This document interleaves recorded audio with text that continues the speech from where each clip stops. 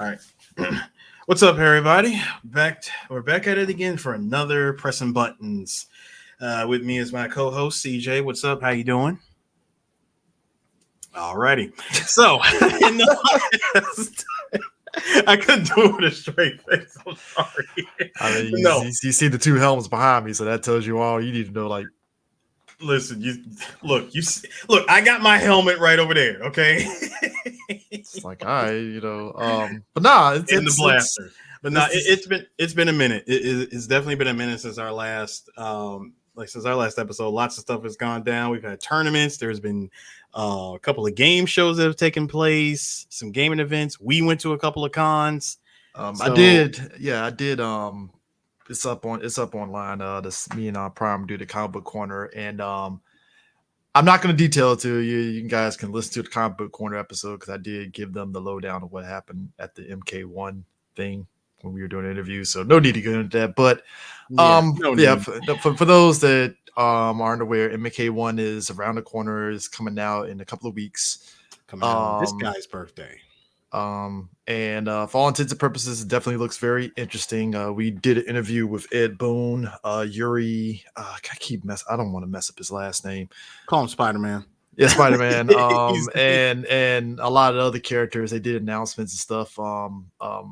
Kelly, who is voicing Lee May. Lee May, who you may know from the MK Deadly Alliance era of Mortal Kombat games.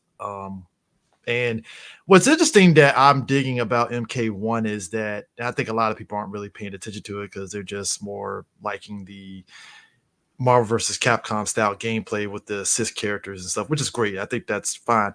What I like that's interesting about the story for MK1, though, is how, like, in Liu Kang's efforts of trying to create, like, a peaceful, world, it seems as though a lot of the changes that he did is not going to net what he wants or not net the peaceful thing, because apparently not Chronica, but I think her daughter might be back, and she's the one that's going to manipulate Shang Tsung into being who he is instead of just being this con man that we see in the trailers and stuff. He's going to be manipulated into being who he is.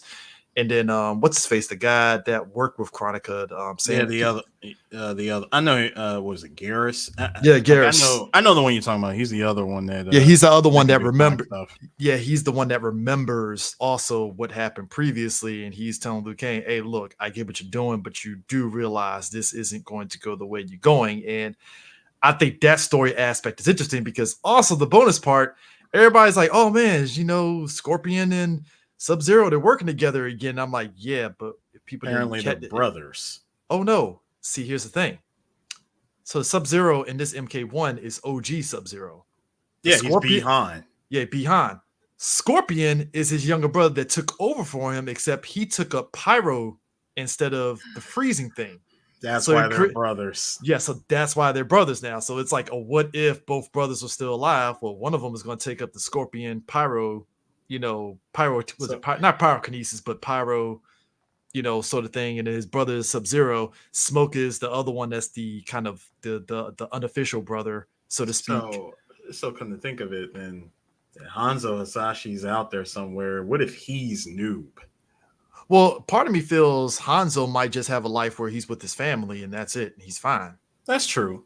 So I think that's what Liu Kang was doing. Is like, no, let Han be with his family and all that stuff. Well, what if we just have the brothers over here? Actually, one took up that and then that one. So that's interesting. Reptile is human. He's a reptile, but he could transform into a human, and he's apparently good now, which interesting. How'd you like him looking like a tribute to Sony's Amazing Spider-Man Lizard?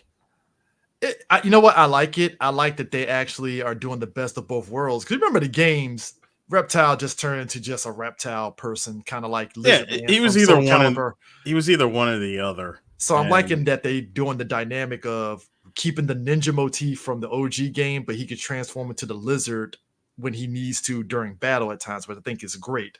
And he still has his cloaking ability. Yeah, Sindel, Katana, and Melina are a happy family, but there's a little bit dysfunction because Shao Kahn is sort of like a lackey for Sindel, and he's kind of feeling some way of like, "This some bullshit. I hate this piece." So it's like, oh boy, Shao Kahn ain't happy. I want chaos, damn it. So it's like I'm liking the story angle of like this piece that Liu Kang is trying to broker. It may go into a very chaotic direction now, and I'm like, this is interesting now. I So mean, you really think that this piece that he tried to put together is going to make everybody happy? Of course not. dude, Raiden is his champion now instead of Kung Yeah, Lao, and according, which is interesting because I thought he was going to make Kung Lao the champion now. It's to kind of mm-mm. make amends and stuff a little it bit. kind of makes sense to just keep him alive because every version of Mortal Kombat that's been out, Kung Lao's been getting killed. So it's like, you I'm know sorry. what? Let me not do anything with you. I mean, the only thing we can tell about this Liu Kang is that at least this Liu Kang ain't going to be like Raiden in MK9, where he was like, metal in it, let Kung Lao be the champion, and he got his neck snapped, you dumb motherfucker. Like, damn. Dude, he only did that because he thought, well, apparently this happened and that, like, my past self is telling me that this is going to happen at this timeline. So let me switch things up, and instead of Liu Kang doing it, let me let Kung Lao do it. Kung Lao actually won, and he just didn't expect Shao Kahn to just walk up and pull the Steven Seagal, just snap. Dude, I'm with Liu Kang though. It's like you could have prevented that happening. I'm like, yeah, that's a good point because he could have just pulled Kung Lao back and been like, all right, Kung Lao, you won. This is pull you back over here. He was a good distance away, and I think his teleport only has like a certain amount of range. Look, hey, but I'm digging the story. I'm digging the MVC1 style assists and stuff that you can do because it definitely opens it up in terms of doing certain moves and stuff. I played a little bit of the demo. I definitely like it. It's definitely good. I don't know. I didn't mess around with the control scheme. I don't know if they went back to if they did the control scheme where you can do like quarter circles or not and stuff. Oh, you mean keeping the Street Fighter style? Yeah, you can toggle between the two if you want. I honestly wouldn't imagine them taking that away. Yeah, because I mean, I thought that was great to kind of give people those options if they want to go with the old school classic MK thing, or you want to go quarter circle forward. So I think that was a good thing. But it's shaping up to be a really good looking game and stuff. So I'm definitely excited. And they did some announcements at Evo for MK1 for sure. That was definitely great. That was one of many announcements at an Evo that there was a lot of good things going for Evo this year, for sure. Yeah, most definitely. One of the things going like one last thing about MK before we move on to Evo. So how we feeling that collector's edition? Collector's editions I don't really care for. I just want to I mean just from a visual standpoint. I mean, we've seen some collector's editions over the last decade be pure hit or miss. Like Cyberpunk's collector's edition was pretty dope. God of War Ragnarok's collector's edition was pretty dope.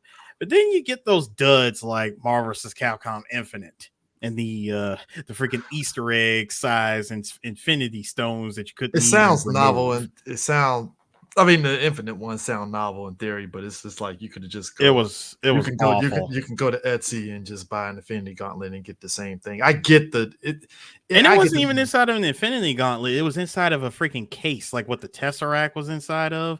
But it was terrible. And then the other one that was pretty terrible was Sonic Mania. When we got the Sonic Mania Collector's Edition, that thing was known for having problems with the with that Sonic statue standing on top of the Genesis. Like the quality control was on par with what you and Prime were talking about with what's going on at Hasbro. Yeah, so the MK Collector's Edition, I believe it has a Liu Kang statue, which a steel case, which that's standard. If you like, I pre-ordered mine at Best Buy, so I'm getting a steel case book with it and stuff because I got the same thing for Mass Effect and Final Fantasy 7. Was it the Rebirth? The Crisis Core remake? The Crisis Core. Yeah, Best Buy got that. So you got the collector's box. And you got art prints, all for $250, which I feel a good chunk of that is because of the statue. The statue, which I don't even think is even that tall. I've 16.5 inches tall. okay, but is it worth that $200 something though? That's the I mean, question. if you like statues, I mean, I think me and you talked at length about how the statue game in terms of people collecting it has dwindled recently into something that you have to either like it or it's just going to take up space in wherever you live at. Well, see, and I say that with with like I say that with specifics because Mhm. when it comes to statues, especially statues that are being bundled with a video game, I always ask the question because I asked the same thing about, jumping ahead real quick. I asked the same question about a couple of friends of ours that were talking about the Tekken 8 Ultimate Collection. That has a physical copy, which comes with a freaking statue of Jin. And when I saw it, I asked the same question: who's making this? Like, who's making the statue to justify the freaking $200-$300 price tag that it's going for? Because it's different if this was Sideshow Collectibles or freaking Kotobukiya or Tamashi. If it was like any of these guys that they outsourced the statue to being made by, then I can understand. But if this is just some unknown company that's making the statue, and we already know that plastic is not going to be that great. Yeah, I mean it's because basically you're getting a 10-inch statue, Jin statue. 'Cause I remember I saw it. I think it's like you get a 10-inch Jin statue, you get a steel book, which okay, cool. Leroy metal ring velvet pouch. Okay. Arcade token, the base game, and 8 collectible cards. Also, all the And then download and all the DLCs. and the digital costumes for your avatar. You get the classic, I think 32 designs for the classic Tekken shirt. You get the Kazuya, Jin, and June skins. Okay, cool. And then 4 additional playable characters for the year 1 pass, which I'm like, all right, fine, right? Like, It sucks that Namco had to break.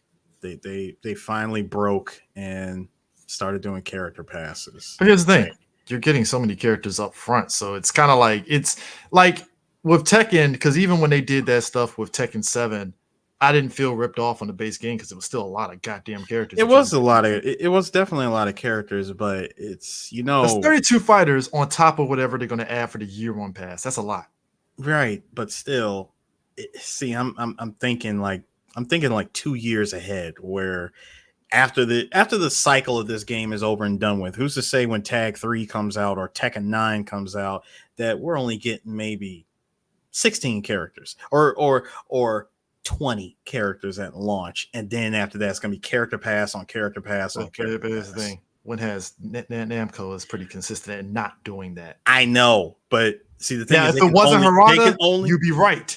I'm just saying they can only hold on to that consistency for so long because all it takes is for somebody to leave. If they want it, put it this way, dude. This ain't Capcom. Oh shit, this ain't Capcom. Sorry, this ain't Capcom. Where it's like, yeah, Capcom started that shit since Street Fighter 4, and they've been piecemealing it out. Like Namco, they're like, oh no, you're getting 32 characters up front. We ain't changing that shit.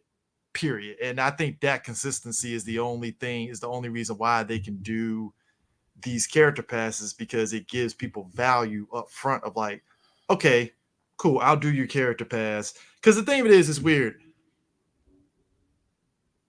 I've seen people complain about it, but I'm like, I think the issue is, and people don't want to admit this, is that casual players, they get bored very easily.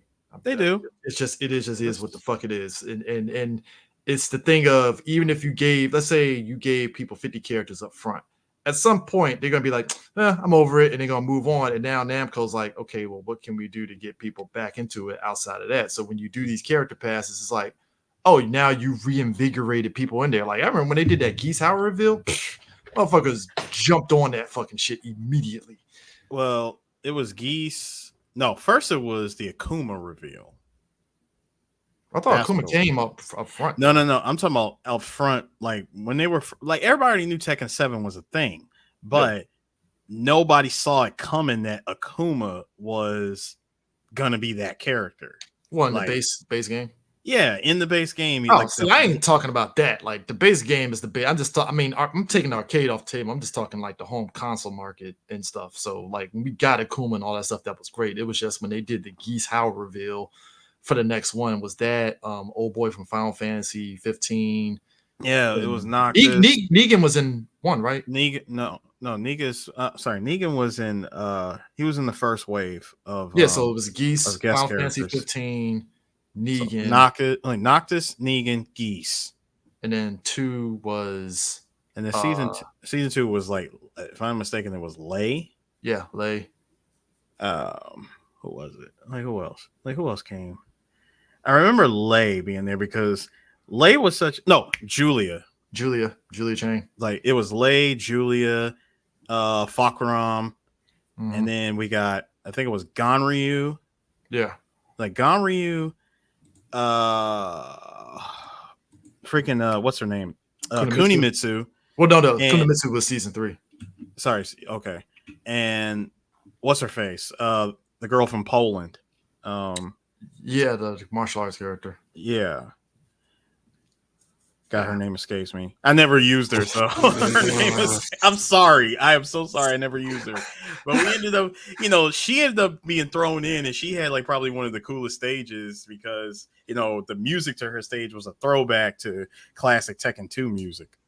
Tekken 2 and Tekken 5. Yeah, there it is. So, yeah, Anna and Lay. And then That's right. Anna was DLC too. Yeah, Julia, and then you have the Jungle Outpost thing, Infinite Azure stages, and then I forgot what season. So season 3 was the one that added Savina, Ganryu, and Leroy. Yeah, Leroy. And then 4 was Kunimitsu and Vermilion Gates, and then Lydia. And that's what it was. When did Fakaram show up? Wasn't he season 3 or 4? Fakaram was from Jump.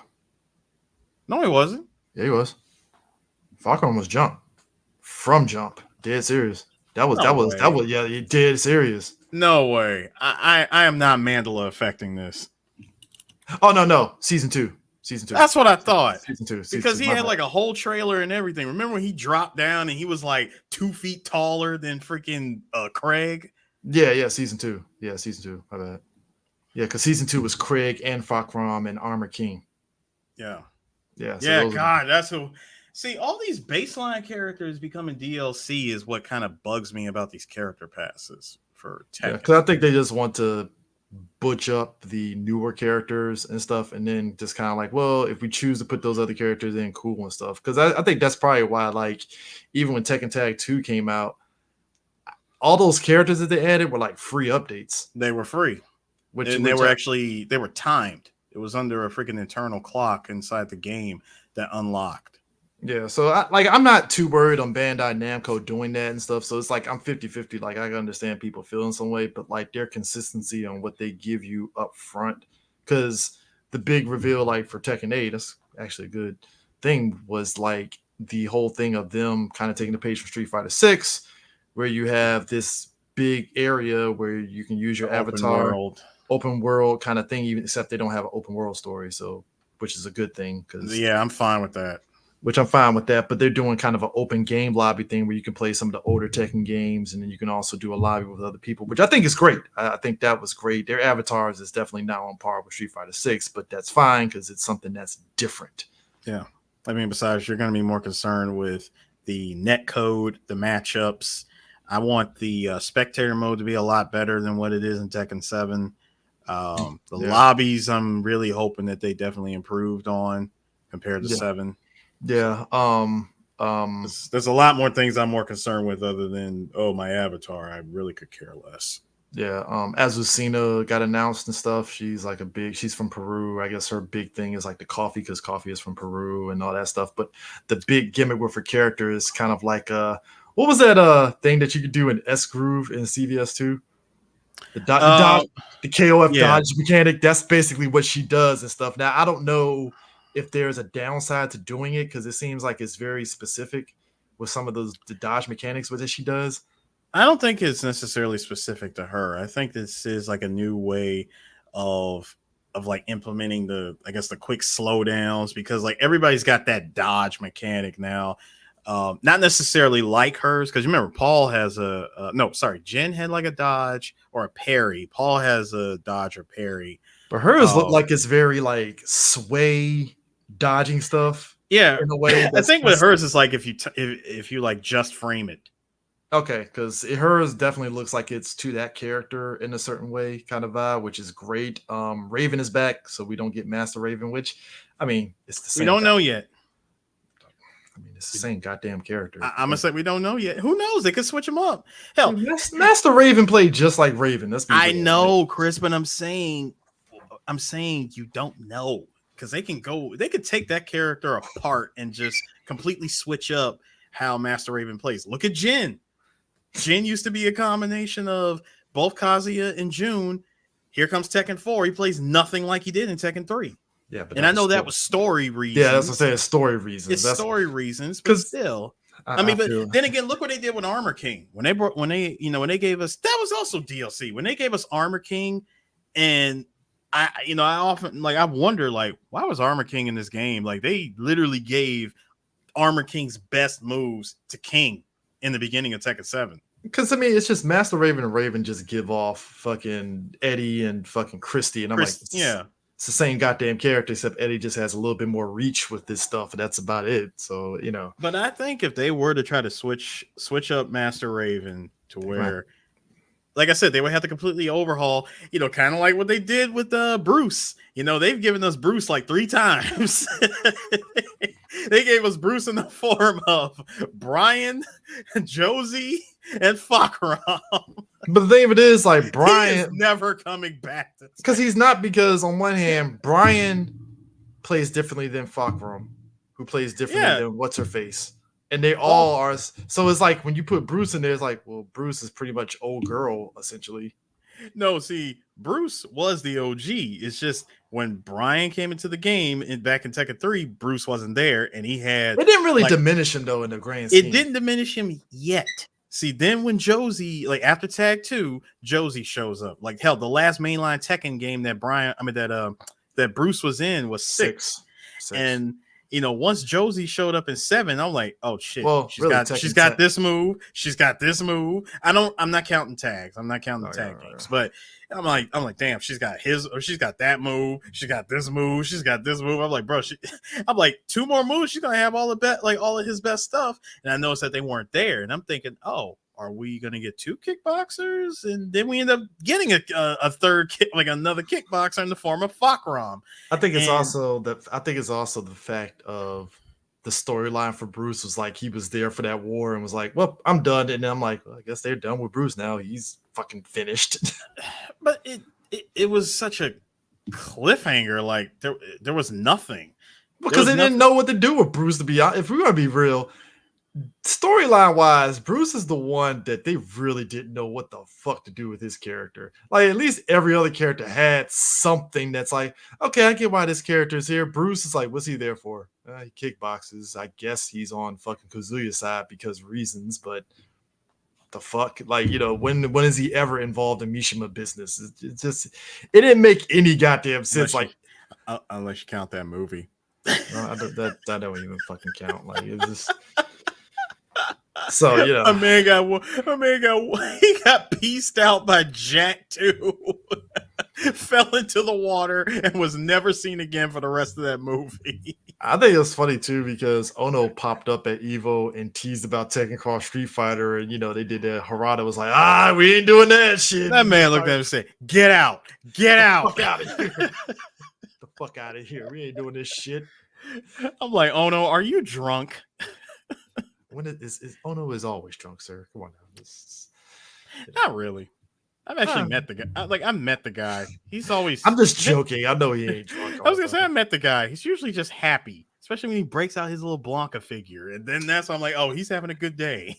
Meanwhile, in Saudi blood money news, you really are gonna run with that, aren't you? Guru Mark of the Wolves 2, baby. We're getting it. First of all, it's a City of the Wolves. We're finally Guru City of the Wolves. My bad. The Garu City of the Wolves, which looks insanely dope. I mean, I'm glad we're finally getting more budget. It's like these I games, mean, future SNK games is getting more money now. I mean, at least up front on the teaser trailer, it just feels like it's Guru by way of KOF 15, Well, which is not a bad technically, thing. not entirely. I want to say I don't want to say it's like entirely on by way of KOF 15 because when I looked at how how the images look side by side, like Rock Howard from KOF 15 versus Rock Howard in City of the Wolves, I noticed the kind of the style that they're going for is Ultimate Marvel 3. Cell shaded. That kind of cell shady 3D ish 15 look. is well, no, yeah, 15 is definitely 15 not is cell is shaded. all CG. Yeah. My bad. I don't know why I was saying that. It's like, nah. Look, it's just it does look like it differentiates itself from KO 15. It's just It in my does. head, I'm just kind of like, hey, it'd be nice for it to still have that at least 2D thing, but hey, it is what it is. The other thing, I know the other thing, I don't know if you noticed it, but from the trailer, when they showed the city map, you see Geese Tower, you see this location, that location, this location, and each location they went to, you always heard two different characters. And so far, it's pretty much confirmed that Getting the whole game back. I, that is a question. I know we're definitely getting Joe. Mai's confirmed. Kim is confirmed. No, I'm talking about are we getting the Guru Mark of the Wolves cast back on top No, of these? that's the thing. I don't know. I don't know if we're gonna see Kane, Freeman, Kushnude, Tizok. I feel you need those characters Janet. along. I feel there has to be a healthy balance of get the old Guru cast and also Fatal Fury just to have that balance. Because I feel at that point having Rock there, it's like okay, that's cool. Rock's there, I get it, but like you need at least some of them, like Kevin, and B Jeanette, like at least something there. Like I I ain't mean, saying everybody is, but it's possible. It all depends on how big they're gonna make the roster for this game. Because again, and I really hope that I really hope this game gets the proper support that it deserves. Because when you took the time to give us a beautifully crafted game of Samurai Showdown, only for that game to just die the way that not it did. died now because it's on rollback, baby. It's on rollback, and you probably got you got like the good 30 people that still play this game to come back, but but still, I really want that game to get the proper support that it deserves. I mean, come on, this is a brand new Garu game that people have been asking for since Garu 1. What I want to know is how is this game going to play? Like, is it going to play more like traditional Garu, like the old Garu game from back in the day, which is like basically SNK's Third Strike, or is it going to play like the old Fatal Fury games? Like real bout. Probably just Garu with a mix of whatever new system they put in for KOF and all that and stuff. I mean, look, you know what? Yeah, I feel stupid now. So definitely, it looks a lot sharper than 15. Yeah, it's more animated. Yeah, definitely a lot sharper. So this feels like they're trying to get the best of both worlds. Where it's like, all right, we'll give you your 3D models of KOF 15, but we're also going to give you a little bit of the Mark of the Wolves vibes, sharpness to it. So yeah, you know what? I rest my case. Yeah, you're right. I'm just happy that Fatal Fury is back. Tell you, man, Saudi blood money does wonders, sir. You know what? You know what? Match that too, Chris. I'm like, you gonna go ahead with that damn Saudi blood money, but no, Matt Chocolate Game, and I'm with you on that. I fear that they will give it the KOF 15 controls, and I really don't want them to do that. I mean, if they can keep it like traditional KOF, but at the same time give it some level of accessibility, because the last thing we need right now is for us to get a fighting game that comes with a control scheme that is either one way or another, and people getting this crazy idea with, I can go with the super easy way and I'm possibly going to win a tournament. Well, we'll get into that later when we get into Evo, but KOF 13 is coming back with global match. Not really my particular favorite KOF, but it's about time. You didn't like 13? I didn't care for it. It was just more okay. What I don't like about 13 was the trials. I just hated how punishingly difficult they were. Oh, I just skipped it and just played online and all that stuff. I didn't. I just kind of was like whatever about it because at the end of the day, it's just The I'm. only thing, well, the only thing that sucks about just skipping it to play online is you come across somebody that put in that dedication to mastering that shit, and Yeah, then it becomes touch of death of fighters. yeah. Killer Instinct. Them combos definitely did do 100%. Killer Instinct is getting a 10th anniversary patch, which had everybody excited because Killer Instinct isn't dead, people. And I'm like, yeah, that's cool. It's not dead, but you're talking about keeping a game that's been around since 2013. It's 10 years. 2023. It's 10 years. Hey, look, that's an achievement in and of itself, and I think that's a great thing. If you It can, is, but it's fighting games, much like game consoles, have a shelf life really of about 6 to 7 years. And to see that this game go for a whole decade it's a milestone, definitely. But but to I be really fair, got if your game is still playing, doesn't that make it timeless? I mean, people still stream CVS2 to this day, so I mean, I'm just yes. saying. Yeah, they do, and I know there's a whole lot of side, like salty sweet side tournaments and shit for these No, games. but I'm talking about the numbers on Twitch. I ain't talking about that shit. The Well, numbers no, on Twitch, no, I know. I mean, I know about that too. I mean, I know about the numbers on Twitch. People are still playing it. Hell, there's go to Japan. Japan has what is it? The tournaments at Koenji and Takanando Baba where they're playing freaking old games for tournaments. Hell, there was a tournament for Virtual Fighter 3. 3, my guy. There's yeah, still. so I I mean, used it to is. be in that. Like when I lived over there, they still run that tournament for Virtual Fighter No, 3. but I get you in on the shelf life and stuff. I think for certain games, the Like shelf life where's the the shelf. where's the No, new no, but I'm KOF? saying, I mean, but that's what I'm saying. Like, tournament. I think the shelf life it only applies, and like, say for instance, right? Nobody is ever touching MK9, right? Let's just keep it Mm-hmm. real. Yeah, they're not, right? But that's why I brought up the CVS2 thing because people can go back to CVS2 and they'll play it. I think that's the difference. And I think with Killer Instinct, Killer Instinct is in this weird bubble in the fact that it's like, yeah, you're right. It's 10 years. Like, holy shit, people are still playing it. But I think them doing the patch, it's like, oh, they're still keeping this still going a little bit, even though it's on what the last generation of Xbox. I don't know if you can get it for the new Xbox, can you? I think it's still available for Series X, but it doesn't matter because it's on Game Pass Ultimate. You can play it on PC, which, by the way, Maximilian brought up something very interesting. Mm-hmm. So you know how this game got released on Steam, Mm-hmm. and a lot of people were complaining about, oh man, this game is dead on Steam. Like I can't find anybody on Steam. Apparently, Mm-hmm.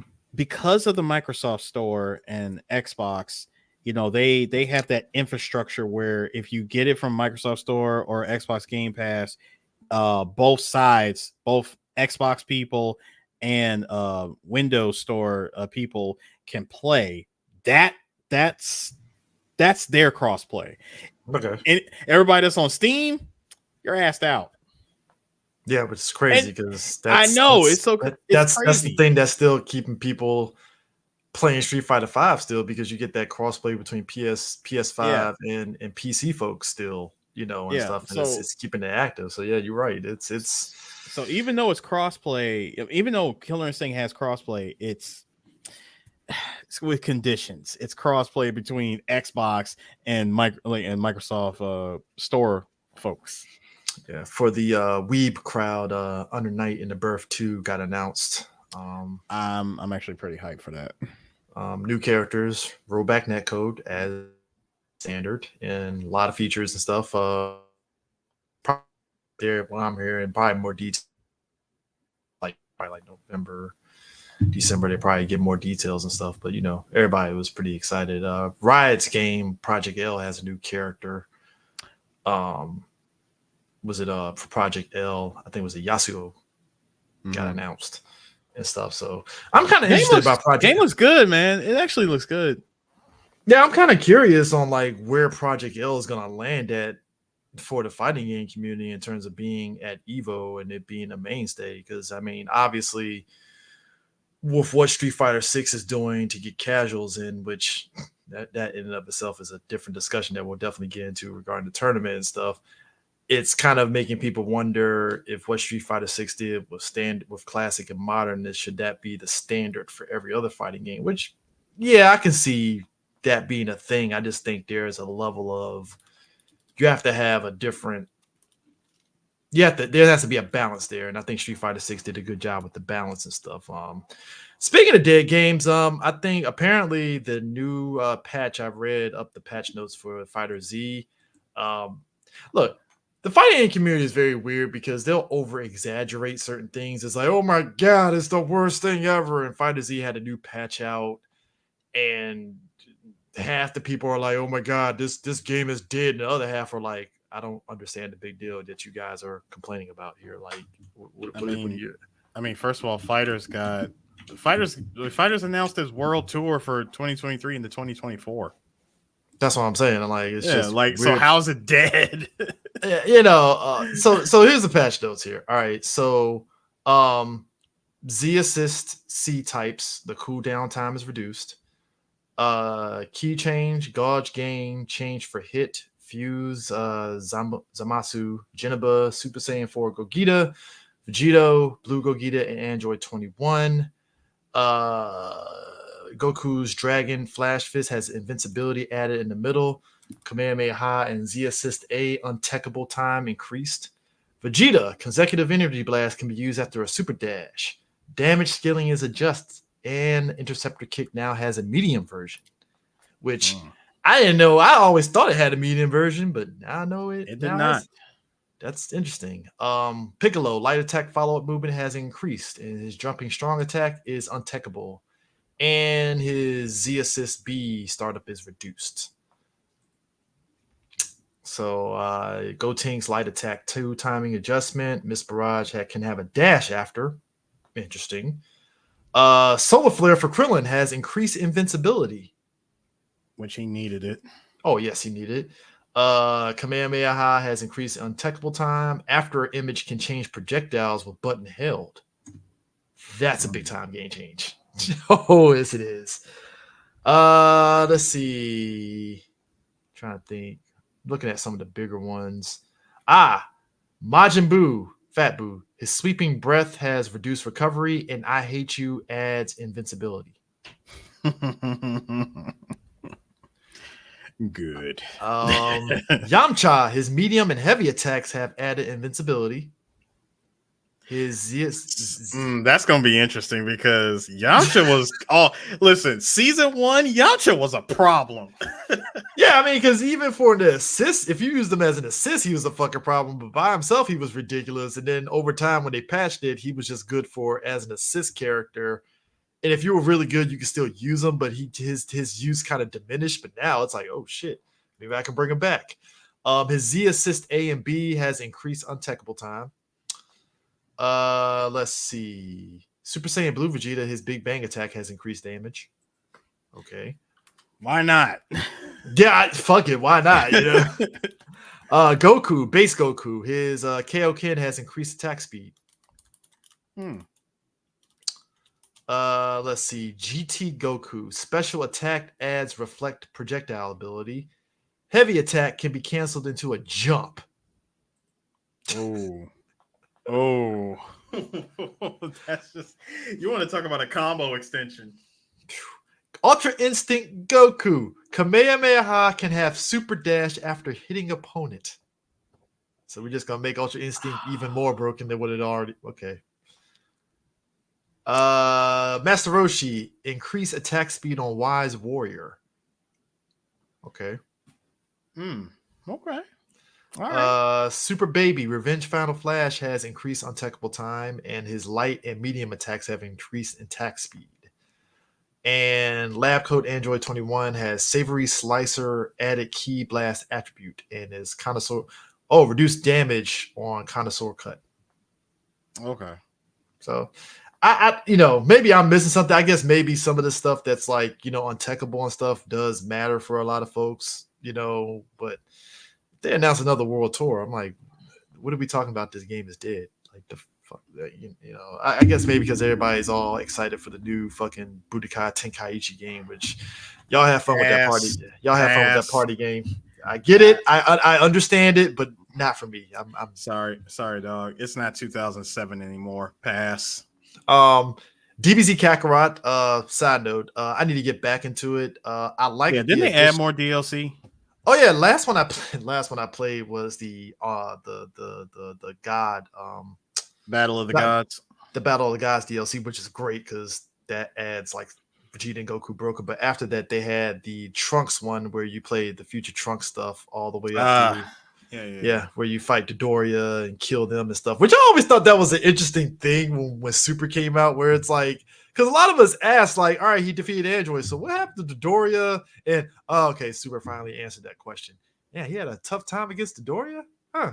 That's Wait weird. a minute. Wait. You talking about Future are you talking about Trunks. Future Trunks Dodoria? Yeah, because you remember in Super when they went back into Future Trunks time and why it looked all desolate and stuff, he explained like he killed the Doria and what's his face, so Boo never happened.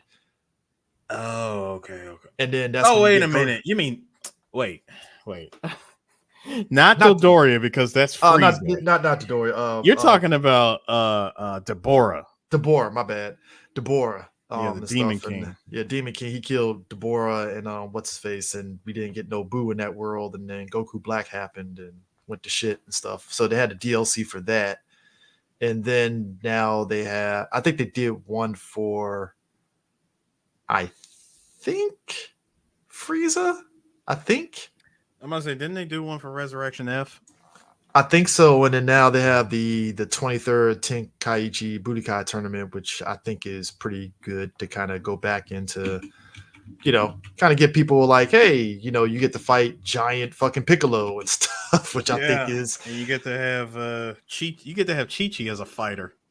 which I think is great. I think DBZ Kakarot has been pretty interesting, honestly, and stuff. Yeah, there it is. So the second DLC was New Powers Awaken, where you have Resurrection F and Golden Frieza, and you actually had to fight 1,000 enemies.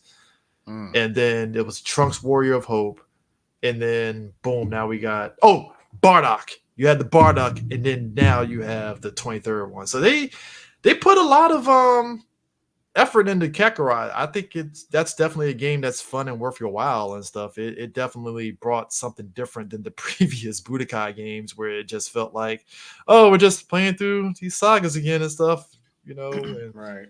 but I think also the RPG element of the game made it fun too as well. So, Yeah. hey, cool, kudos to that one. But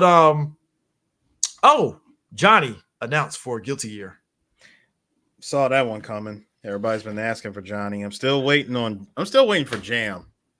Oh, you know that's coming. You know that's coming. I mean, need Jam, man. I've been patient. Yeah, we're I mean, getting I'm happy we're getting Jam back, but another character I wish we get back, Venom. I thought, oh, pool cube. Pool. Okay, about to say, I was like, oh yeah. Also on top I of need to be that, smacking people with a cue stick, bro. on top of Johnny, apparently like all the characters are gonna get new special moves and universal mechanics, and they're also gonna have more options for offense and defense. So it's not just you're getting Johnny, that's it. Everybody's getting kind of a patch overall, which that definitely will probably make a little bit of a different dynamics for Guilty Gear than what it already is. The game So is slowly turning back into Exard. I mean, it's In already the out begin, now. So. I mean, no, in the beginning they were talking about, we took it back to basics, just a basic Guilty Gear game like GG1 and all that, or Guilty Gear X. But you guys are slowly turning it back into stride because the more features and mechanics you add to this game, the more crazy and complex it's going to get, like Exard. Yeah. Going back to Street Fighter 6, Aki got announced, which there's a new trailer out for her. Which she looks, what she reminds me of, Fing from Street Fighter 5, basically. That's exactly who she is. She's connected to him according to her bio. And also, with the whole poison thing. Now, I was hoping that they wouldn't make that connection because I really thought that her design and her look was a callback to only to one particular character from a long forgotten fighting game that Capcom put out called Project Justice. I thought that her design was kind of like, hey, remember this guy named Kuro? Mm-hmm. Like Kuro Kuroshima? Same thing. Long nails, purple, crazy. It's, Aki's pretty much just a female version of Kuro.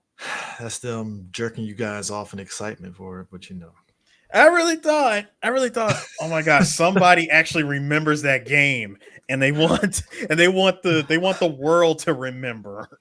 Yeah, I mean, I she mean, looks. they Yeah, gave us. I mean, come on, they gave us Akira in 5 finally, but I kind of wish that I kind of wish they did hold off and gave us Akira in Street Fighter 6 instead of making her DLC for 5. yeah, that was their kind of like big like hurrah and stuff with her and Sakura and stuff. But hey, yeah, I don't know. It's weird. Like I said it before. Like I think rival schools is in such a weird enigma because like on paper, sure they should put it out, but it's like you ask yourself, is it going to sell to the numbers that Capcom wants for that game? Because I mean, Darkstalkers, I think will have a better shot than rival schools, honestly, and stuff. So I don't know, man. If Darkstalkers really had a shot, they wouldn't have killed it the way that they did. yeah, I don't know. It's just. I know every company doesn't want to lose money, obviously, so you want to go for a sure thing. But it's like, I'm Me personally, dude. I'm just tired. I'm tired of companies being so piss scared to just take one step out of the freaking box because the and just gamers are fickle. That's why. no. I don't even think it's the gamers so much being fickle anymore. Like I really do think it's the company. The companies themselves are so piss scared of losing money that they I just stick mean, to you're what. supposed to make money, so I can't No, say. I get it that you're supposed to make money, but no, Chris. What I'm getting at is, damn it, make your art. You got programmers, you got people, you got programmers, you got people with ideas, people that know for a fact, hey, if I can make this game, like I'm willing to bet it's gonna sell. People are gonna play it. And as long as it gets the proper support. See, that was the problem with Darkstalkers when they were trying to fish for for like to see if anyone was interested in Darkstalkers again. They executed it terribly. You don't just give us a freaking bundle of Darkstalkers 1 and 3, throw it out there and call it Darkstalkers Resurrection and hope for the best. You don't do that. Yeah, true. I think it's also like, and again, it's the you're chasing the casual market, and it's like you put out Darkstalkers, and then that's why I say I think gamers are fickle in a way because it's like me and you and a lot of us that play fighting games, we're gonna buy Darkstalkers, but then it's like the casual market, like, ooh, Darkstalkers, what is this? And It's like I just said, you have to give some kind of incentive. If you're really trying to go after that casual market, fine, incentivize it for new folks. Don't just take a game. I mean, don't just take a game that's like 15, 20, 25 years old and just spit it out there and expect everybody to play it. oh, I'm not saying that. It's just if they No, do a new I'm one, not it's saying just that you are. I'm talking about companies. Like I'm telling companies, like don't do that shit because that's the mistake that you made that ultimately killed your drive to even make a Resurrection Darkstalkers game. I mean, because even you right had now, it. Like like the average person, like KOF, we know KOF is doing pretty good for SNK because of where they probably have their mindset in terms of the numbers of what that game is selling. So they're fine. But the not average just that, person, but not the just average that. person ain't really like, KOF, what is, No, it's not just that. SNK knows that they pretty much got the monopoly on the Hispanic market. Between Spain, Mexico, I'm not hell South America. I'm not even saying that to be funny. I'm really not. I'm not even trying to come at it on some racism. But it's not racist. It's like, no, no, yo, no, no, no, no. I'm not even trying to be stereotypical, but you know that every time we see a tournament for KOF or anything from SNK, we see all the all the South freaking America. like all the South America flags waving, Spain flags waving, Yeah, Mexico flags waving, yeah. like everybody from any type Saudis. of Spanish speaking country, Portuguese, whatever, you know, those countries are waving them flags strong. Yeah. So it's So just, they yeah, know you're what right. You're right. You're right. that's what You're I'm right. saying. They know where their market is. Like they don't necessarily need to be on some, oh, well, let's try to appeal to America. Bro, we have a strong, dedicated fan base, that comes from all parts of, all Spanish speaking countries. So Yeah. they're good. You know, going back to where I will, what I would want for them to do with Project Justice or just give us rival schools. You can give us, yeah, Yup. yeah, Bleach anime. Yeah, thank you. Yeah, chokehold for real. But No, but going back to Project Justice, Project Justice as a game, you can give us the, God, I don't even want to say give us a collector's edition or a compilation of both Rival Schools and Project Justice, like a I would complete. take a compilation. No, here's the problem.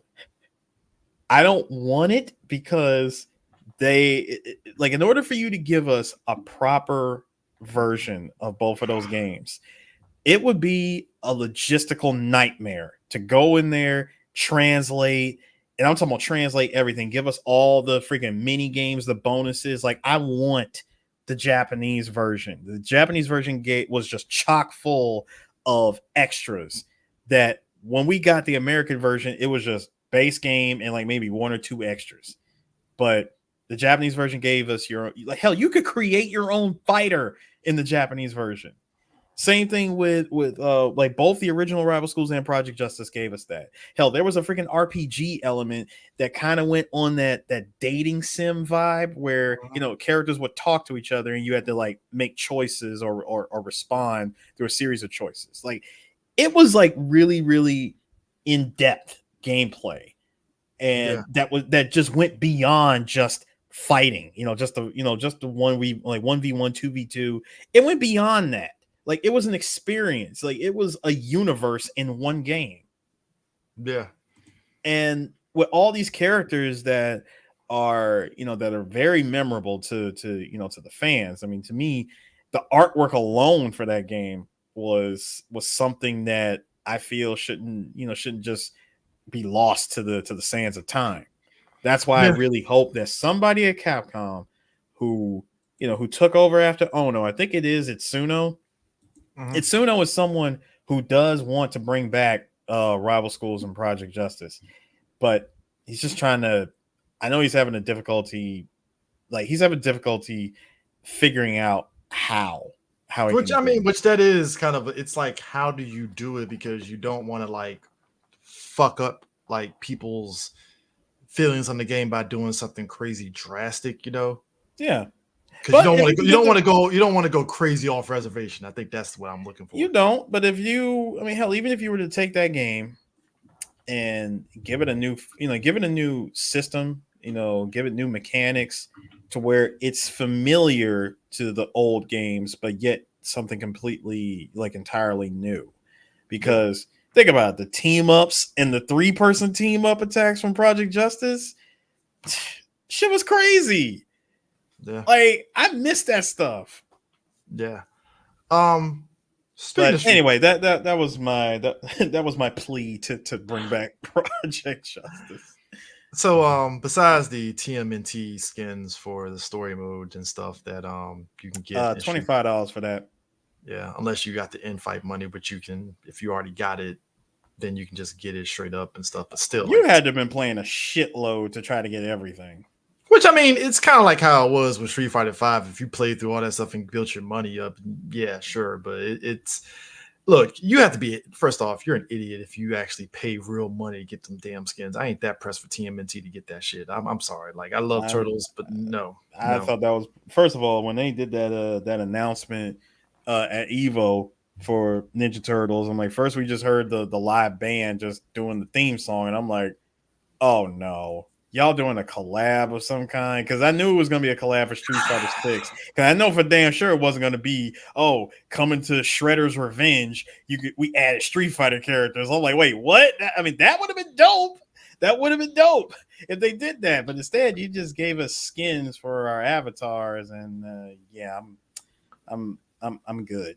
So Evo happens. Street Fighter Six tournament being the one. So here's what's interesting. We and you have talked at length about, there's been talks online about modern and classic and stuff, right? And Yeah, a the lot of turtle us, thing. and here's the thing, this is the thing that people understand, right? And I think it came up full blown. Hatani made it into the top seven with a Top modern, six.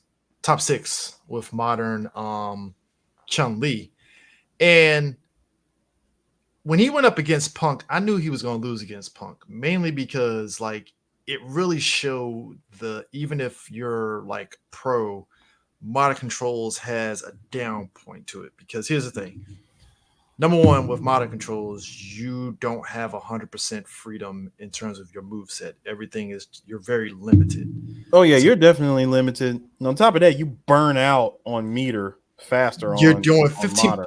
when you're doing 15% less damage, you have to literally use all your resources just to get damage out against that person. And Hatani, when he was playing Punk, literally burned out so fucking quick just trying to get Punk into a point. But Punk was like, all right, you burned yourself out. Time for me to go to work. And just worked him over like bad. Chip damage, burnout.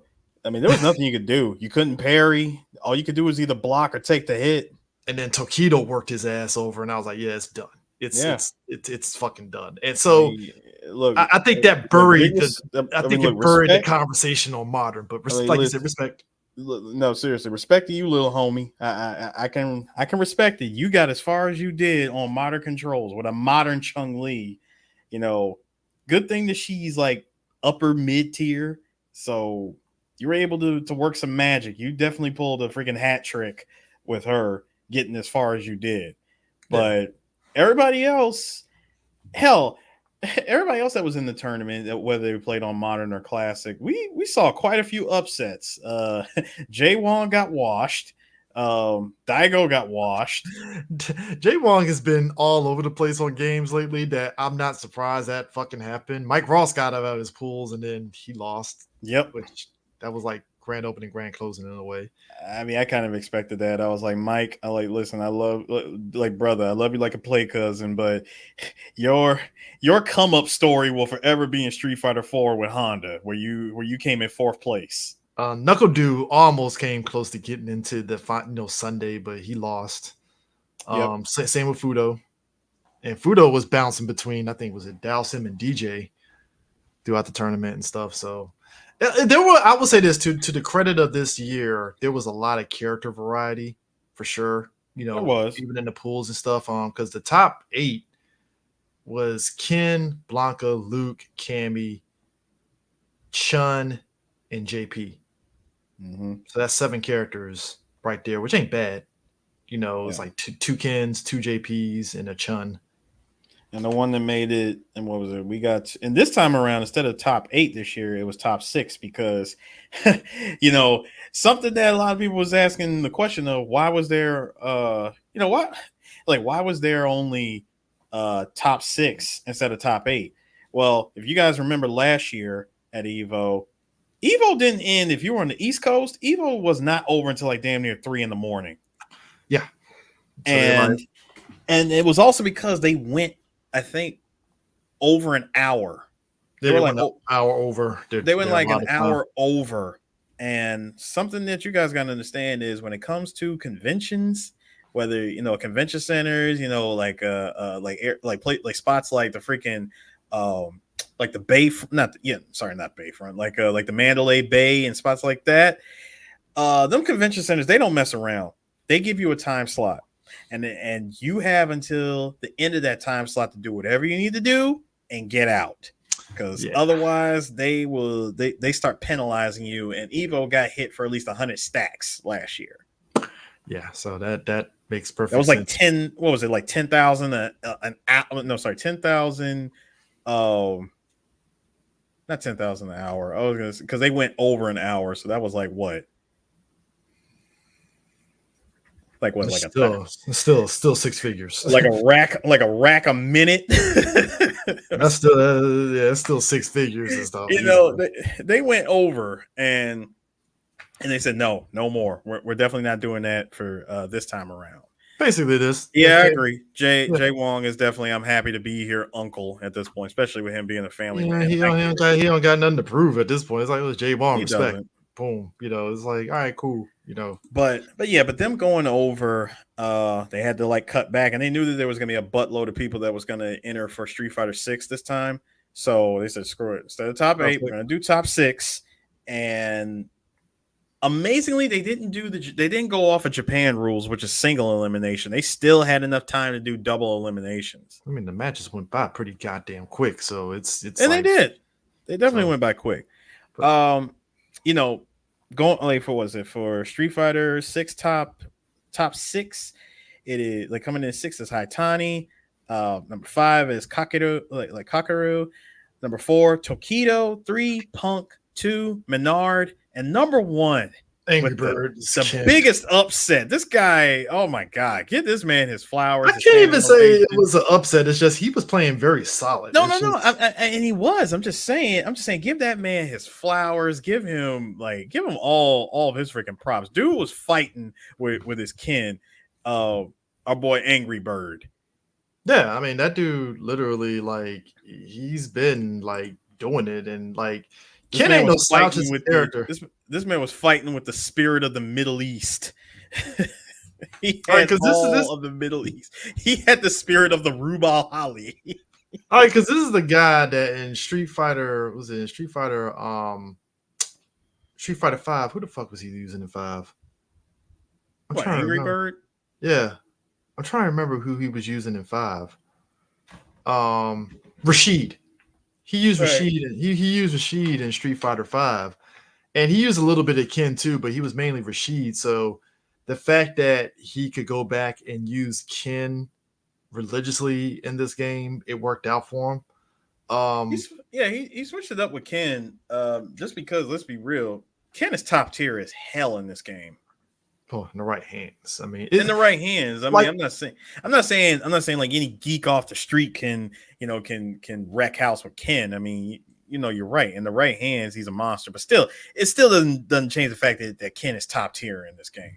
see, that's weird because I feel top tier is so subjective at this point because I feel like And don't get it confused. Don't get me confused when I say top tier. I mean broken. No, I just mean he's really good. yeah, he's good. I think it's one of those things that what I've been loving about 6 so far is that like any character can fucking get at it if you play it smart. Like fucking DJ, the fact that that character is like ridiculous in this game, Yeah. and you don't feel like DJ is weak at all. Like compared to how he was in 4, where I just felt like, oh, it's nice that DJ's here, but like nobody was really using him like that, right?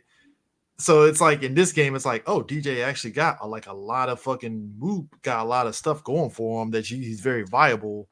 And I get mad props. I get mad props to the the executive producers for Street Fighter 6 because they really have been taking characters like DJ and saying, hey, we're gonna do this with them, we're gonna do that with them, we're gonna make them this good, make them good here, make them good here, because characters like DJ deserved it. I mean, the last time DJ was like honestly that good was Super Turbo. Yeah, and the fact that it's like him and Dal Sim are pretty good in this game. Even Jury is actually pretty good. So it's like every character. Jury was definitely solid. Yeah, she's definitely solid in the game and stuff. And I think it's one of the, if anything, the one that everybody I think is going to start Blanca. But in the right hands, the right person in the right hands could figure out Blanca. Menard was like his Blanca was dirty as hell. Yeah, Blanca can definitely do some dirty shit, but again, being in the right hands, the right patient player. See, I know when it comes to Blanca, you got to be patient. Yeah, that's the thing. I don't know too many people that want to deal with that patience. Because since the game, because the game is so aggressive focused, like it's focused on aggressive play. You got to be patient, but at the same time, you don't want to burn out the meter from just blocking the entire time. So you just wait for him to slip up. Kind of like how it is with Ken. You wait for a Ken, no matter how good he is, to drop a combo. The moment that Ken drops a combo, go in on him, punish him with like to the max. Okay, and like right now, this Post-Evo, it was unanimously decided that what's his name? That Geef is like the weakest character in 6. But we just saw over this past weekend, Snake Eyes just made everybody shut up. And it's, and of course, left side, right side, everybody, people on one side going, oh man, like time for me to hit the lab. I mean, Geef is actually good. And other people saying, no, Geef's not good. Snake Eyes is just good with him. Here's my thing. How many of you motherfuckers were even using Geef in the first place? All right, then shut the fuck up. How the hell is the character weak when you don't use? I mean, some people were probably trying to use them online and they were getting smashed. They were just getting spanked left and right using Geeve, and they didn't know what to do with him because like, they felt like he didn't have tools or enough tools to deal with X character or Y character. I know you give me that look, Chris, but I'm just saying. I'm not the one complaining about it. I'm just saying. I'm just. It's a different style. You can't play fucking Geef like damn Ken. That's the goddamn problem, and that's. Listen, I'm not saying. I'm not saying that Geef needs to play like Ken. I think some people want Geef to play like not Manon, but the other one, the Spartan. Oh yeah. All right, sure. Like just yeah. All right. Like I don't know why her freaking name escapes me. Jesus, because I was thinking about Manon, but no, I'm really thinking about the other character. Where is she? Yeah, Marisa. Yeah. You're like, if Geef played like Marisa, where Geef had counters and which he does. Geef kind of does have a counter, but like I think you got to burn meter to use it.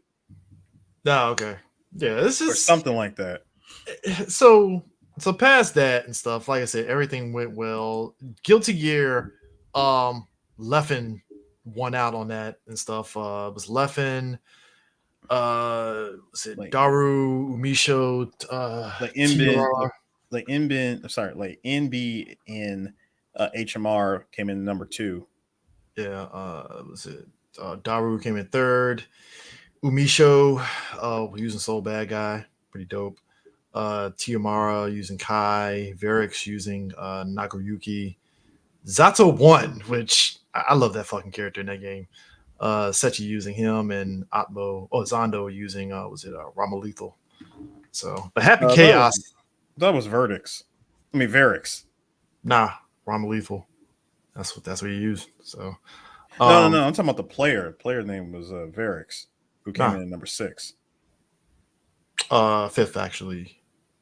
Tie for 5th. I don't know why they just don't say fucking 6. This is stupid.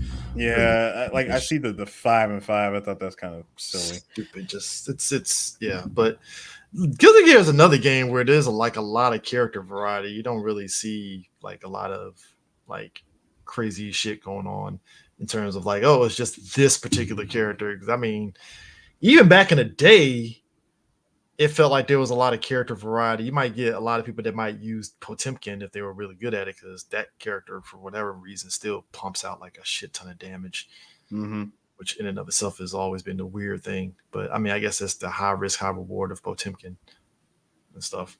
On the Tekken 8 side, Arslan Ash pretty much just Tekken 7. Arslan Ash pretty much came in number 1. AO is number 2. Uson number 3, Genghis Khan number 4, Anakin in number 5, and Mayo Ill with coming in 6. And Nobi in 7th and Dojin in 8th. Kunimitsu, Arslan Ash, he is basically proved himself to be the greatest Tekken player, bar none, easily. Which is, yeah, I mean that is without saying and stuff. It is kind of interesting. Like everybody's like, "Oh man, DLC character." Why am I shut the fuck up? Like just play the goddamn game. I mean, it was a character. It was a character that was, you bought the character pass. You know that character was there for you to play with. I mean, like I said, you still have a lot of the OG characters, like Anakin using Jack 7, Dragunov and Fang Nobi. You know, it's like, all right, guys, like just shut the fuck up and play Tekken. Jesus Christ. Maybe I'm missing something in this conversation with that. I always felt this stupid. I know that's unpopular opinion. FGC. I'm like, bro, just all right, cool, sure. I mean, well, you gotta give it to Cooney. Cooney has a lot of resources and a lot of tools at her disposal. Especially for a character that barely anybody gave a shit about prior to this game and wasn't even that good prior to this game. So I'm like, shouldn't we be happy? Tag 2, she was pretty dope. Yeah, but even past that though, even taking the tag things off the table, like nobody was really rocking with Kunimitsu like that. So it's like the fact that this character actually is viable, it's like you should be excited for that. Like that should be a good thing, you know. But yeah, you should be. You know, it is what it is. Let's go into Ultimate Marvel 3. That is the fact that game still nets people like being excited for. Still had me feeling some way because of COVID and because of everything that went down. The anniversary for Marvel 2 is just left floating in the wind because Marvel 2 was supposed to come back to Evo, and it's like they just forgot about it. So I mean, either we it's gotta like wait, either either we gotta stick with wait it or don't stick with it. It's like Either we gotta it's wait for their 25th anniversary or their 30th anniversary or something for them to do something with Marvel 2. And once again, that game is forever locked behind a now extinct way of playing the game. There is no modern way of playing that game outside of Fightcade. just bust out your Dreamcast and keep it moving. As if that many people still have Dreamcast. Remember back in the day, everybody was selling their Dreamcast, get PS2s. So just buy that. There's fucking ROMs. Just do that shit. At this like I point, say, just play it on Fightcade.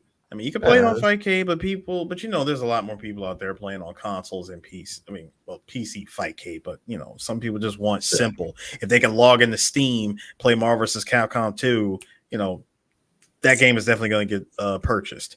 But anyway, Ultimate Marvel 3, we got was it like G-Brill at number 1, Evasion number 2, Kane Blue River at number 3, Liberal Terminator number 4, Mundank number 5, and Spartan Throne at number 6.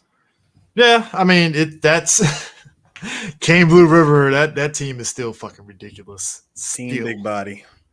Yeah, but Zero Dante Virgil. Zoop, zoop, zoop, zoop, Yeah, was it Zero May? We call him Zero May Cry. And you got to do with the level loop. Zoop, zoop, zoop, zoop, zoop, zoop. I swear to God. The lightning zoops. Triforce saying that shit, I was in fucking tears.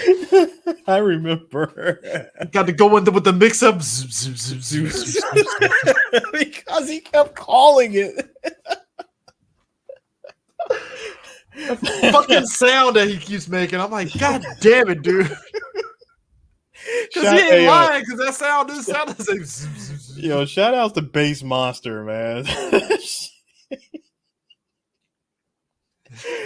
Bro, Base Monster on YouTube still has like the most godlike videos that survive the test of time. Like, I'm dead serious. Go to Base Monster on YouTube. Just look at all those moments. They are just too damn funny. Yeah. Like, rest in peace, head crones. Salty shine. Jesus. $3 shape up. Fighter Z. Okay, so Fighter Z was funny. The common denominator that I noticed, a lot of Android 17s that were being used. Of course, 17 is like that, bro. It was a lot of Android 17s. Super Baby 2, yeah, for sure. But it's not. So Hikari got in first, Yasha second, Nitro third, Gropus in fourth, fifth was Garlic Bread, sixth was Kite, seventh was Pixel, and eighth was Enzyme. Enzyme definitely was switching up because he had Jiren, Piccolo, and Android 17, and he switched off to Gotenks, Space Vegeta, and Android 18. Jiren, that's another character people were using. Lab Coat 21. Yeah. I keep forgetting Lab Coat 21 and Android 21 are two different characters. Yeah. What? Yeah. Yeah, the other one is you got Lab Coat 21 and Majin 21. Yeah. I don't know why they call it Android 21. Well, that's because at the end of during the game, the storyline, Android 21 was a brand new character that Toriyama created. Yeah. Even though she looks like you said, Majin 21. Well, it was too. Well, the Majin, that was for the game, because I don't think she doesn't turn into that in. Well, there wasn't anything with her in the anime, but for this game, she for the most part was just Lab Coat 21, and I didn't think we would get her, and then they finally patched her in to be a playable character. Yeah, Captain Ginyu got used, which I always like seeing somebody use Captain Ginyu in a very, very good way. So that's always great. And Krillin got some use. So look, the game obviously, like for all everybody being all afraid of, oh man, fucking Ultra Instinct Goku is gonna be ridiculous. Clearly, the top players are like, yeah, Ultra Instinct isn't that good, I guess, to even be top. So Hell, people still use either Super Vegito 4 or Super Saiyan Blue Gogeta, and of course Vegito. Those characters are still getting used over Ultra Instinct.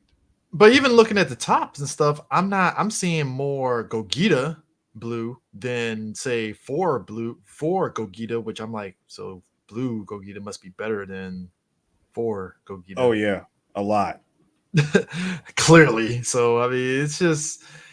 I guess maybe Ultra Instinct isn't viable in what people want to do in terms of setups and all that and stuff. So It's really just how you can use Ultra Instinct. yeah. People think that Ultra Instinct is supposed to be like, I don't know, Magneto in Marvel 2. 8-way Mm. dash, fast as hell, can fly and all that shit. But no, I mean, you got to have like a good setup and good execution with Ultra Instinct. It's kind of like how people had to have good execution when using Yamcha or Hit. That is true. The character when we were given Master Roshi, you need execution with Roshi. He was good as And hell in the right execution. That motherfucker was a and to this beast. day, I still feel like it is it's a missed opportunity that we still never got Mercenary Tao. Yeah, I need General Tao in my life. He needs to be in this game. Come on, Arc Systems. One last fighter pass. Can we please get freaking Mercenary Tao? Your best bet is to play Kakarot, unfortunately, if you want to get Mercenary Tao, which that's unfortunate. Man, It's not the same, It obviously, is but not the same.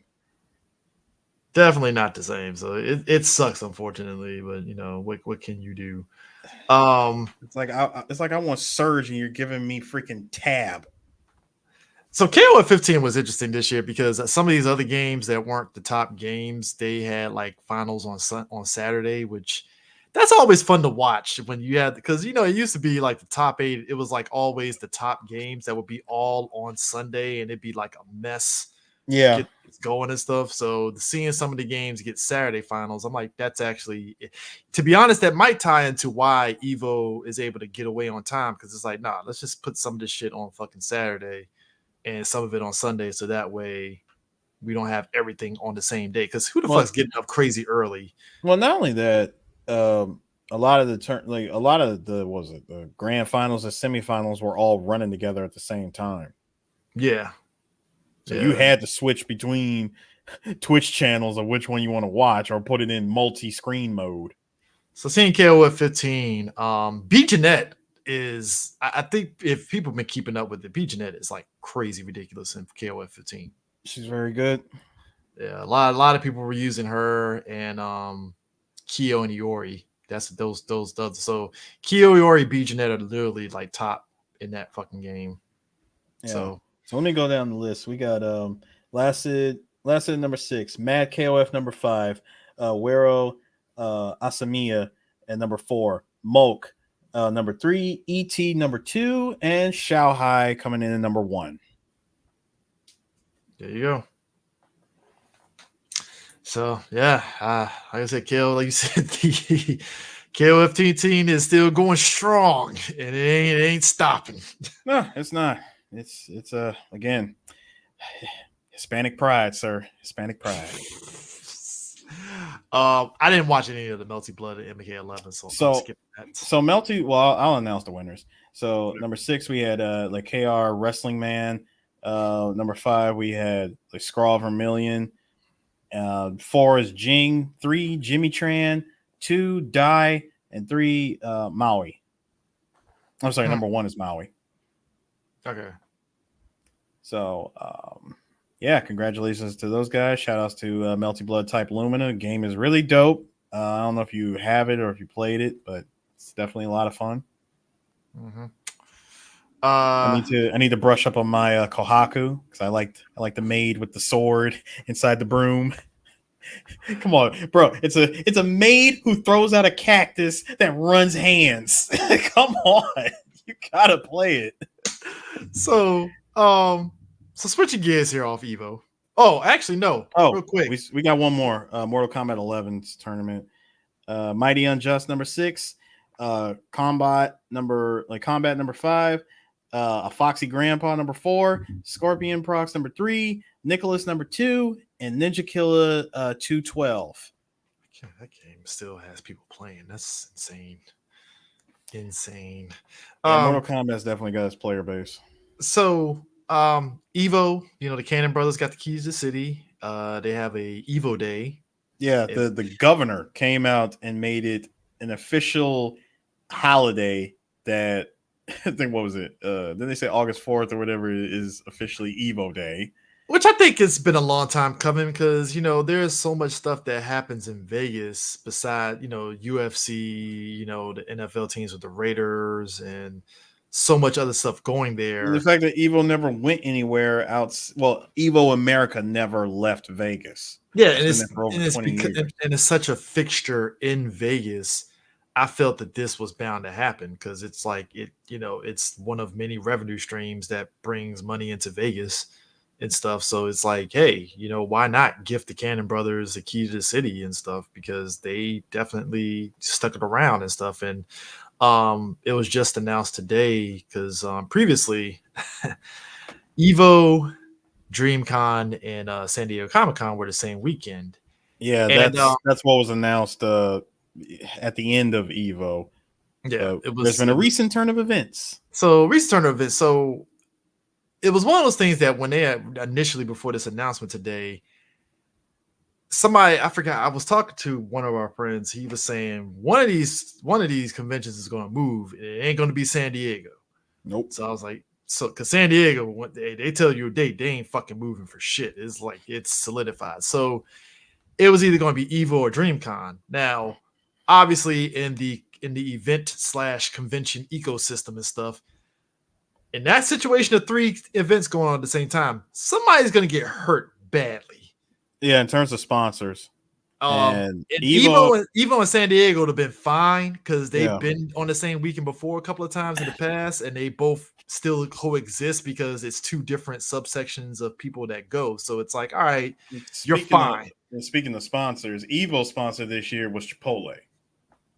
Shout outs to everybody who took advantage of that damn free burrito code. Yeah. But their sponsor this year, the sponsor for this coming Evo is going to be Roto. Yeah. If you need to get your eye drops on, head over to Evo next year and get a free pack of Roto. So it's like DreamCon was going to definitely be probably hurt way more than the other 2. So it got announced today that July. It's July the 19th to the 21st. 19th, 21st to Evo. Evo's new date is July the 19th to the 21st. New date. They're going to be the week before San Diego. Yeah, so it's new date, extra convention day, essentially. So instead of the 2 days inside the convention thing and then the 3rd day being inside the Mandalay Bay, they're adding a 3rd day. So I guess that 3rd day is probably the same day as the top 8, to where you can go inside the convention area and do whatever and stuff, and in there, which I think that's good because that's more activities and stuff. Because Evo at this point has turned into kind of a con / tournament thing, which I think is a great thing because especially since a lot of people are kind of like, look, I have no problem watching top 8 from the comfort of my hotel room. Yeah, which is fine. I mean, I think it is nice to be able to, like, Evo's gotten to that point, kind of like the esports, stuff for the other games that you see at esports events, where it's like a big ass fucking sports arena level and stuff. So some people like it, some people don't. And like you said, I can just take my black ass back to the fucking hotel, eat some food while I'm watching this shit on my damn computer, and I'm fine.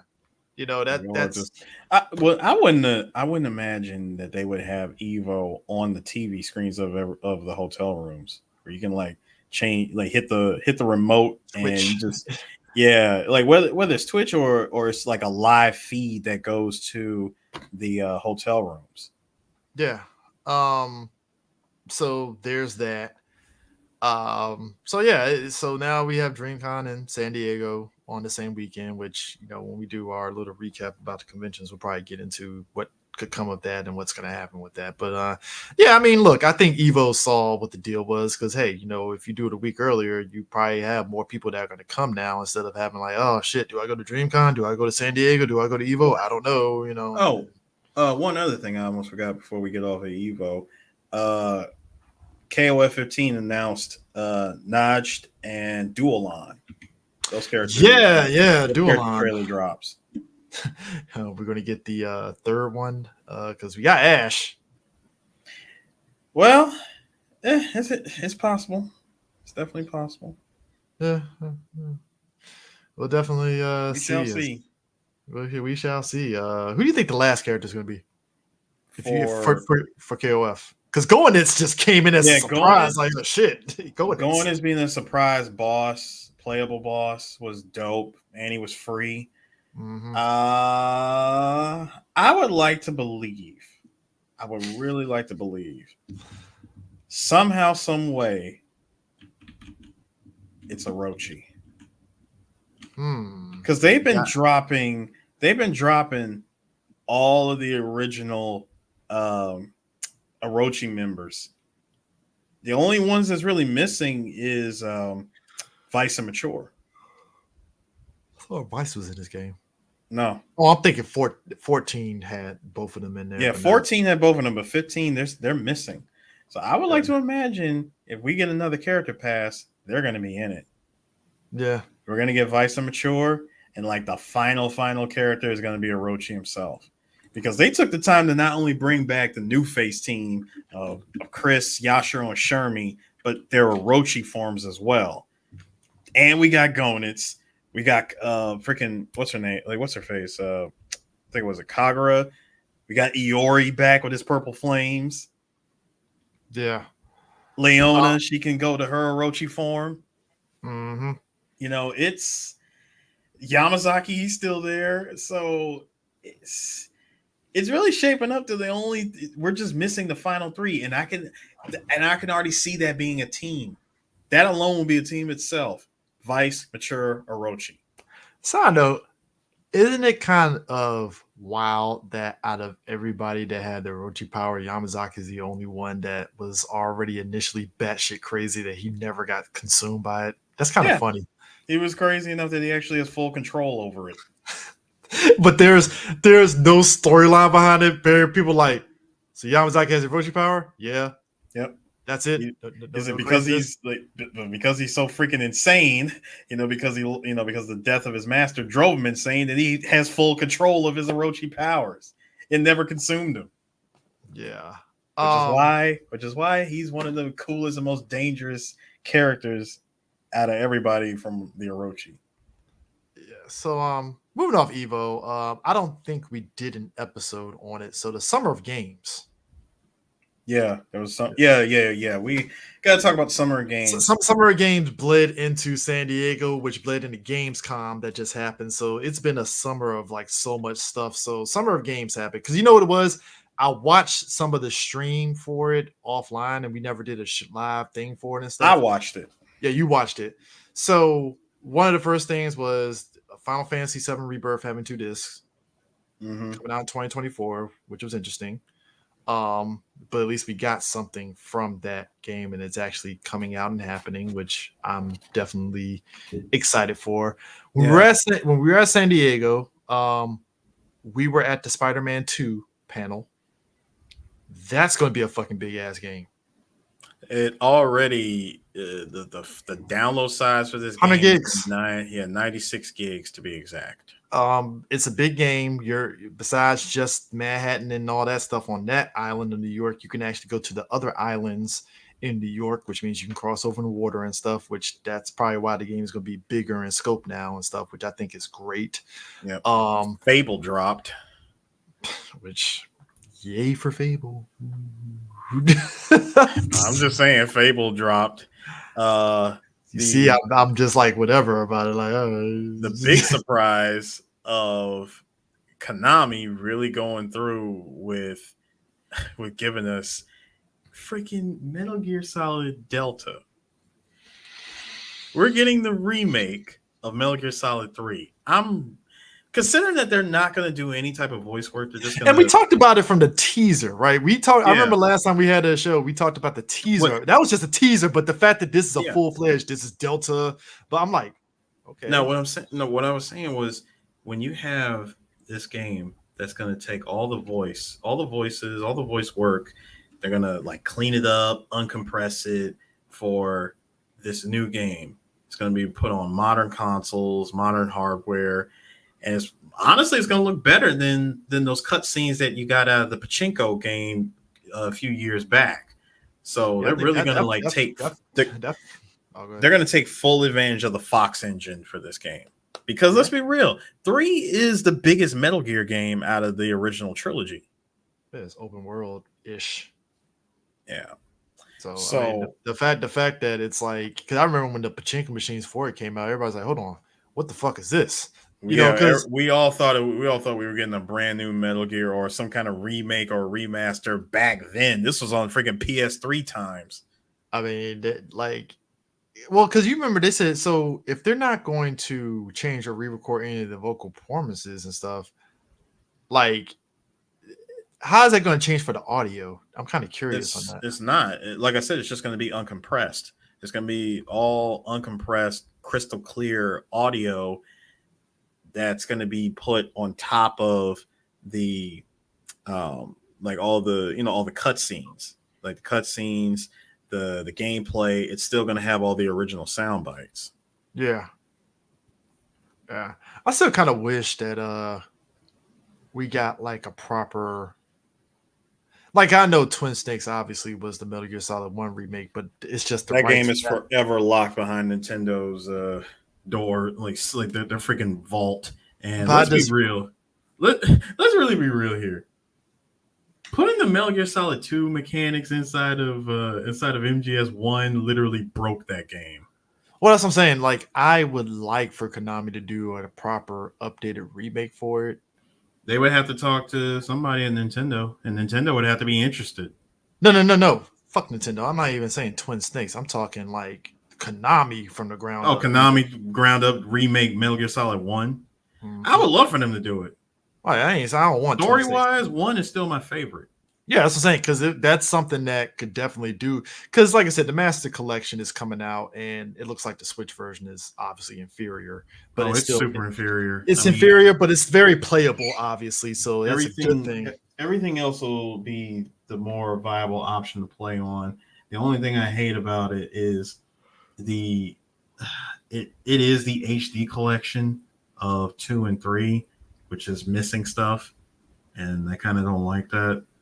Like it's missing the it's missing all the comedic stuff, all the gag stuff, the extra stuff, like the freaking we're not gonna get Snake versus Monkey, and because I think what was it because it was Sony whose idea was to do this ridiculousness of no longer keeping exclusive stuff locked with their version of the game. So like basically if their version of the game has something exclusive, they're not going to give it to anybody else. So we're never going to see Snake versus Monkey again unless you have, unless you fire up that PS2 or something. HD collection. It's not on the HD collection. I mean, if it's Snake versus Monkey, that's a Sony propriety. Yeah, but I don't think they put it on there because the game was multi-platform. I'll double check. I would say I'm about to say double check yours because I don't think Snake versus Monkey was on the HD collection because it was missing the other demo theater along with all the cutscenes that you got from from going through MGS3. There was one more demo theater that had Raiden where again, it was a joke where he went back in time to try to take out Snake, and he tried to interfere with everything that was happening in MGS3. All that stuff was missing. Okay, so I'm looking it up. So apparently, it was supposed to have been for the HD collection, but it was because of Snake Eater being on the 3DS, that kind of muddled the waters on it and stuff. So it would have been on it, but yeah. Yeah, like I said, it was that exclusivity rule. Which I get. I mean, But they still kept some of the other stuff like the monkey mask and stuff, which I think is great. At least They kept the mask, but not, but that game, a lot of people love Snake versus Monkey. And hell, I miss freaking skateboarding Snake, where you get to do Tony Hawk shit with Snake and MGS2. yeah, not big loss, but yeah, I definitely And then there you was know Snake Tales, where you can play the big shell with Snake. Find out what he was doing that whole time while you were playing as Raiden, and all that stuff is gone. yeah, but I don't know. It is what it is. And Hell, stuff. that was locked to the original Xbox. I'm trying to think. Because when it came to Subsistence, like when Substance came out for MGS2, it didn't. I don't. It didn't come with those extra features on the Hold on. PS2 version. I remember it was a Super Xbox exclusive.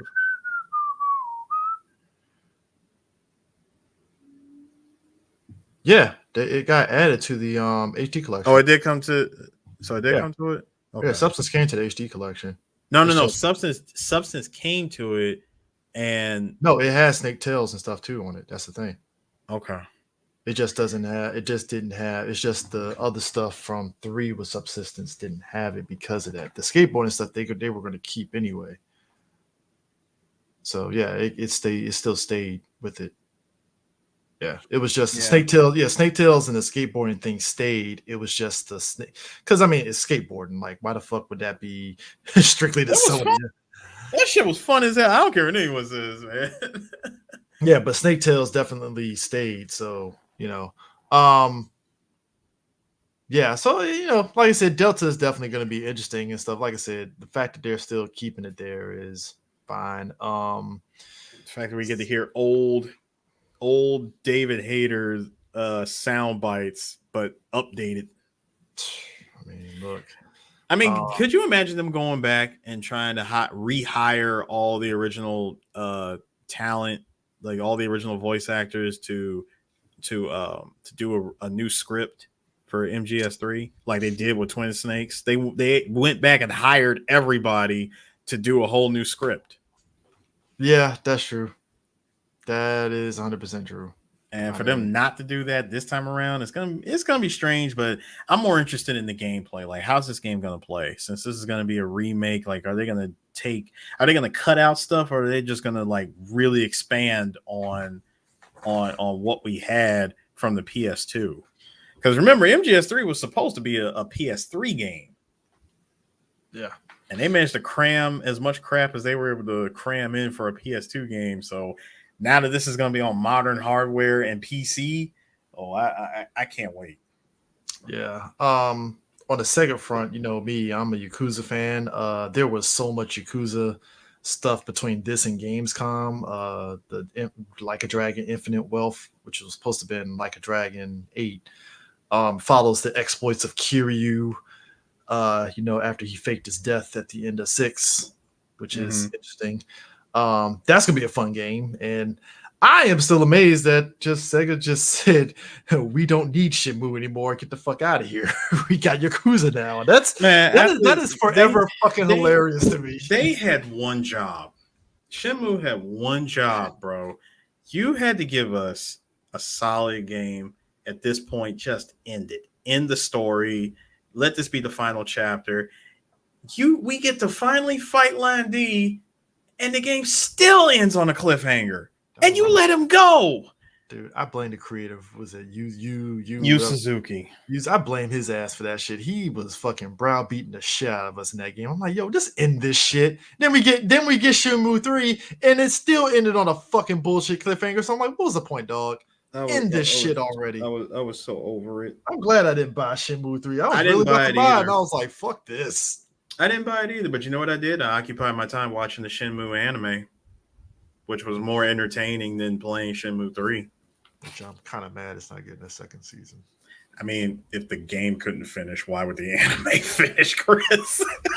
Hey, I figured it would do better than what the fucking anime. I mean, what makes you think it would be any different? I mean, I know Yu Suzuki wanted people to experience the ending by playing it, but if he's going to continue to bullshit us the way that he did with 3, I don't think people care if this game even ends anymore. Yeah, Sega is having a summit for their games actually this month, so they're gonna do more stuff for Like a Dragon Gaiden and Like a Dragon Infinite Wealth there as well, which I think is great.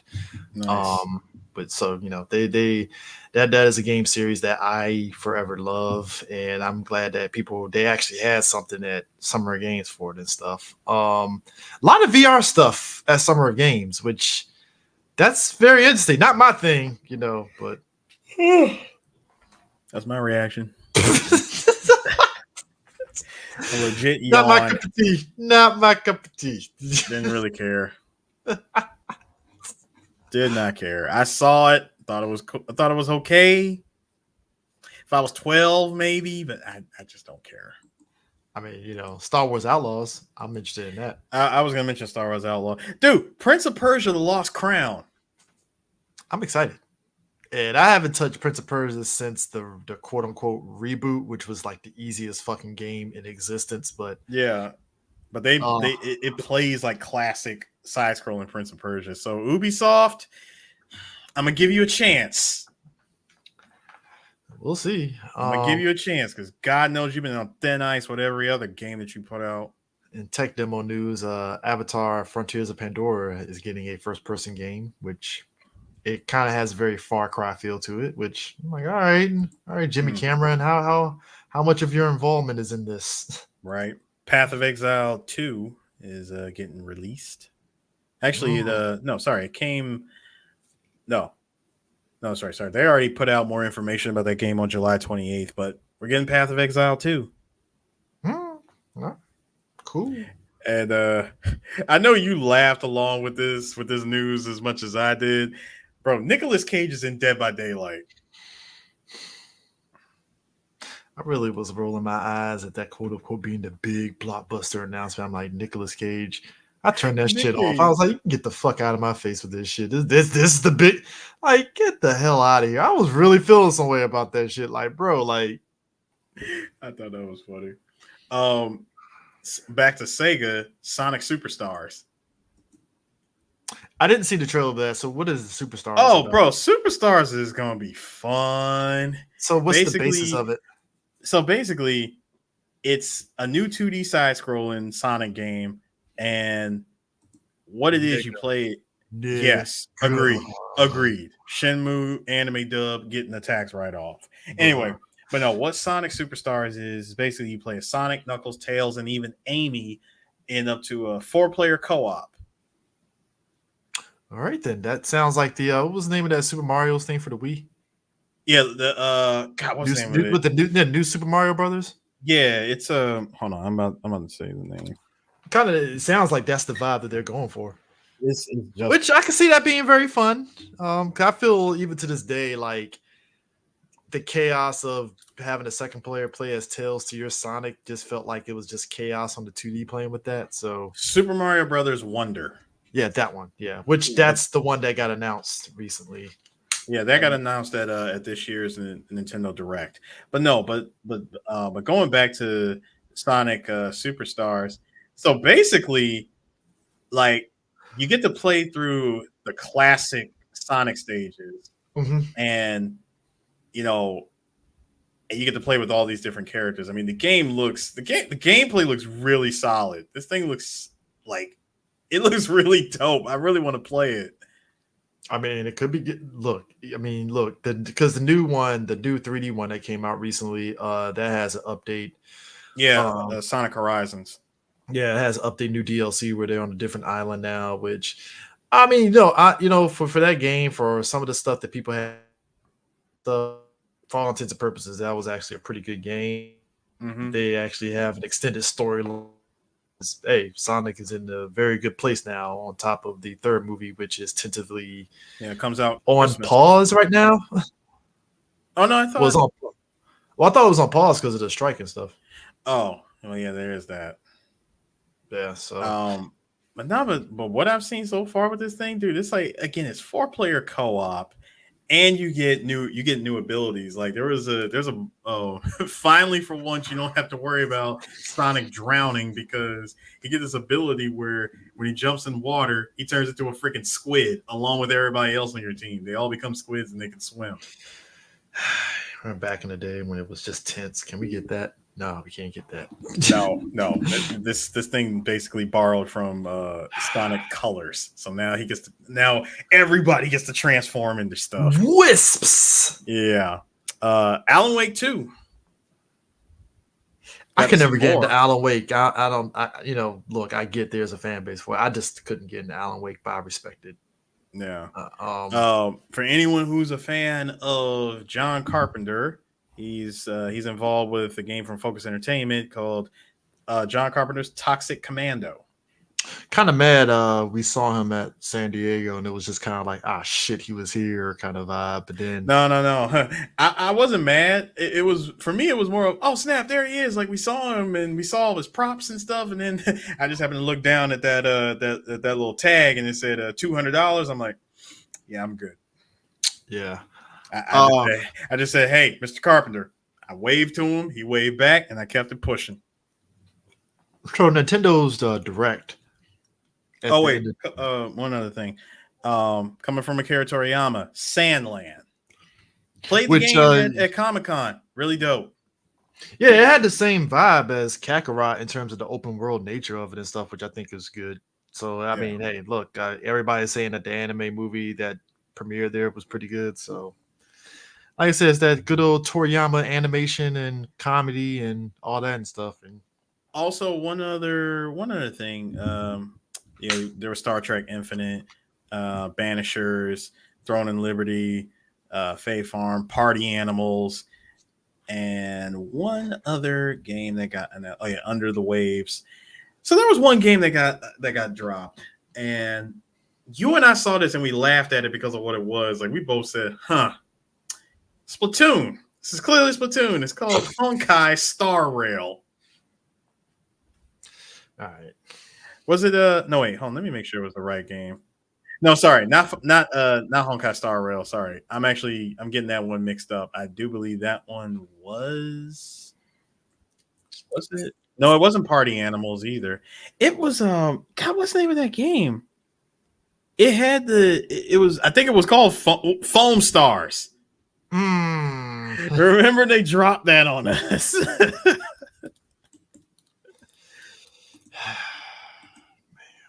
man, oh man. Freaking from Square Enix. I mean, a part of me saw that and I was like, bro, I think Nintendo's gonna sue somebody. Oh, so besides that, as I mentioned earlier with Square Enix, Tokyo Game Show, they have their lineup that's going to be there at Tokyo Game Show this year. And besides Foam Stars, which you just mentioned, Dragon Quest Monsters 3, Infinite Strash, Dragon Quest The Adventures of Dai, that's the other game they're gonna have there. Final Fantasy 16, no 14. Wait, Which dude. I know it's Dragon Quest 10 online, Dragon Quest Monsters, the Dark Prince, and Dragon Quest Treasures. yeah, Final Fantasy 14, which hey, look, man, the fact that that game is still going strong, I think that's a credit to game support, big time. Yeah. Obviously, it's gonna be Final Fantasy 7, and all that stuff. Final Fantasy 7 Ever Crisis is what's on the lineup. Which, what is Ever Crisis supposed to be about? It's a mobile game. Of course, it's a fucking mobile game. They already showed it. They already showed this game at another event. I think I didn't. I think I saw it and just didn't care much for it. It's like, all right, cool. Yeah, I don't think they're. Yeah, somebody just commented no Final Fantasy 7 Rebirth. I don't think they're gonna have anything for it. Yeah, I mean, I think whatever they show for it is what they show for it. There's nothing more that they can really do to show more of Rebirth and stuff that's already been shown. So it's like, all right, cool. How about a release date? It's early 2024. So yeah, that early could mean anything. That early can be anywhere from January to freaking no, it could be anywhere from January to April. I mean, knowing them, it's gonna probably end up being like King Holiday or some bullshit. Right. Because Seems to be a lot. Tekken 8 is dropping like 2 weeks before King Holiday. Yeah. Seems to me, well, that was Square Enix's lineup. I need to know what is let's see, what does Capcom got lined up for Tokyo Game Show? So, Apollo Justice, Ace Attorney trilogy, which we already heard about that at other events. Dragon Dogma 2, we already heard about that. XL Primal, already know about that. Monster Hunter Now, mobile game. Cool, I guess. Resident Evil 4 is going to get VR mode. We already know about that. Street Fighter 6 is going to have some news. I'm pretty sure it's going to be nothing that's going to blow your freaking hair back. And Tokyo, Maui, and Resident Evil collaboration shooting range, which is going to be something that's probably just for Japan. Well, no, it's actually a game. And of course, Capcom's Tokyo Game Show special store. They're going to be there with some merch. Let me see what's at their store right now. Special store is open. What can I buy? So customers living outside Japan, and they do ship. They ship to the US. Not bad. Not bad at all. So Nintendo Direct. As you pointed out, Super Mario Brothers Wonder. It looks fucking dope. I was already like, that was already gonna have my interest. The one that interests me though, Super Mario RPG. Yeah, they made that big announcement for Mario RPG, and I thought, wow. I mean, look, I'm excited because I remember playing that game back during the Super Nintendo and enjoying it because it's like, oh shit, it's a Mario RPG, and it was fun. It was definitely fun. The first one more so than the second one, even though the second one wasn't bad, but the first one just hit so well. So the fact that that's getting the update and everything is actually pretty great. More WarioWare because apparently I totally forgot that's a huge moneymaker for Nintendo. Oh yeah, definitely. Detective Pikachu returns, which hey, who doesn't like Detective Pikachu? Luigi Mansion, Dark Moon. Okay. Said Pokemon Scarlet and Violet, The Hidden. I think it's a DLC for that. Like you said, Sonic Superstars, obviously. Persona 5 Tactics. Let's see, Princess Peach. Princess Peach getting a standalone game. Yeah, I mean, look, and also they added it, I think, on the, the Master Collection being on the Switch, which, like I said, I think it's going to be fine. I think one of the biggest things for it, I think we didn't mention, is that you get Metal Gear 2 Snake's Revenge. Well, Metal Gear 2 Solid Snake and Snake's Revenge. Yeah, basically we're getting 4 of the old, both the MSX computer and NES versions, which they've released before. So that's why this isn't really shocking to me. Pikmin 1 and 2 getting HD versions, going to the eShop. Well, that's cool. Mario Kart 8 is still fucking kicking around. I keep forgetting they add so much shit to that damn game. Sir, I picked up like I just happened to go to the Coast Guard Exchange and I saw Mario Kart 8 Deluxe for Switch. $20. Brand new. And I said, haha, I will take that. Very rare because Nintendo is very that's why you gotta love. That's why you gotta love shopping in the military base. They be setting their own prices. The Arkham trilogy is coming to the Switch. Awesome. It's pretty great. Star Ocean: The Second Story R, which I will definitely be buying because I like the Star Ocean series. Wait, Arkham coming to the Switch. I'm hoping that's not more of that cloud-based nonsense. All the DLC, so I think all of them are Game of the Year editions. So yeah, but I'm talking about, I hope it's not like cloud based like they did Resident Evil 7. I thought you meant like Kingdom Hearts. That too. I think they put that on some cloud based nonsense. Yeah, I don't know. It might be. I don't know. It might be. We'll see. Let's see. What was it? Splatoon 3, Dance the Night Away with Just Dance 2024 edition. That's the new DDR, unfortunately. I'm RIP DDR. Blame Konami for that. Console DDR, I should say, because Yeah, console because DDR is still going. DDR has been, I think, they're at A3 now. yeah, I had nostalgia memories at BlurCon with DDR machine being there. Shout outs to Blurcon for bringing that DDR machine. I'm still talking to Aim Hit Go about getting the Beat Mania machine there. Good luck. Well, no, he just said, let's just keep talking. I'm like, yeah, I'm gonna keep talking to you, and I'm gonna keep pressuring you to bring a machine because I need to get this game to the masses at BlurCon. I need y'all to see what this game is about. Yeah, that is 100% true and stuff. Also, on top of that, Nintendo apparently has been teasing a new console. Yep. In fact, you want to know what that console is? Since I'm going off on Nintendo Direct right now, guess what they did? What did they do? Remember, when was it? 2018. They released the Mario Odyssey Nintendo Switch for Japan only. It was just a regular Nintendo Switch with the Mario Red Joy-Cons. Came with its own carrying case. The box, of course, was Mario Odyssey, and it came with a bunch of stickers. The Switch itself, plain as day. It was just everything else was just Mario. Okay. This time around, Nintendo, just in time for Super Mario Wonder, is getting its own Switch OLED. And it is the most plain Jane Mario Red Switch OLED ever. Dude, the console itself is, if I'm not mistaken, the Switch dock itself is all red. It's an all red Switch dock for the OLED. Okay. Just oh my god. Dude, I'm dead serious. It's all freaking red. And I'm like, you can't be serious. All red Switch dock. And guess what? When you open, the back part of the Switch dock, you open it up.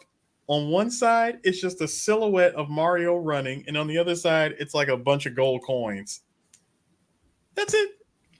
And of course, the Joy-Cons are Mario Red too. So. Speaking of hold my beer, Sony, you have the unlitigated goal to release a remote play handheld. If you don't get the fuck out of my face, look, let me tell you something, okay?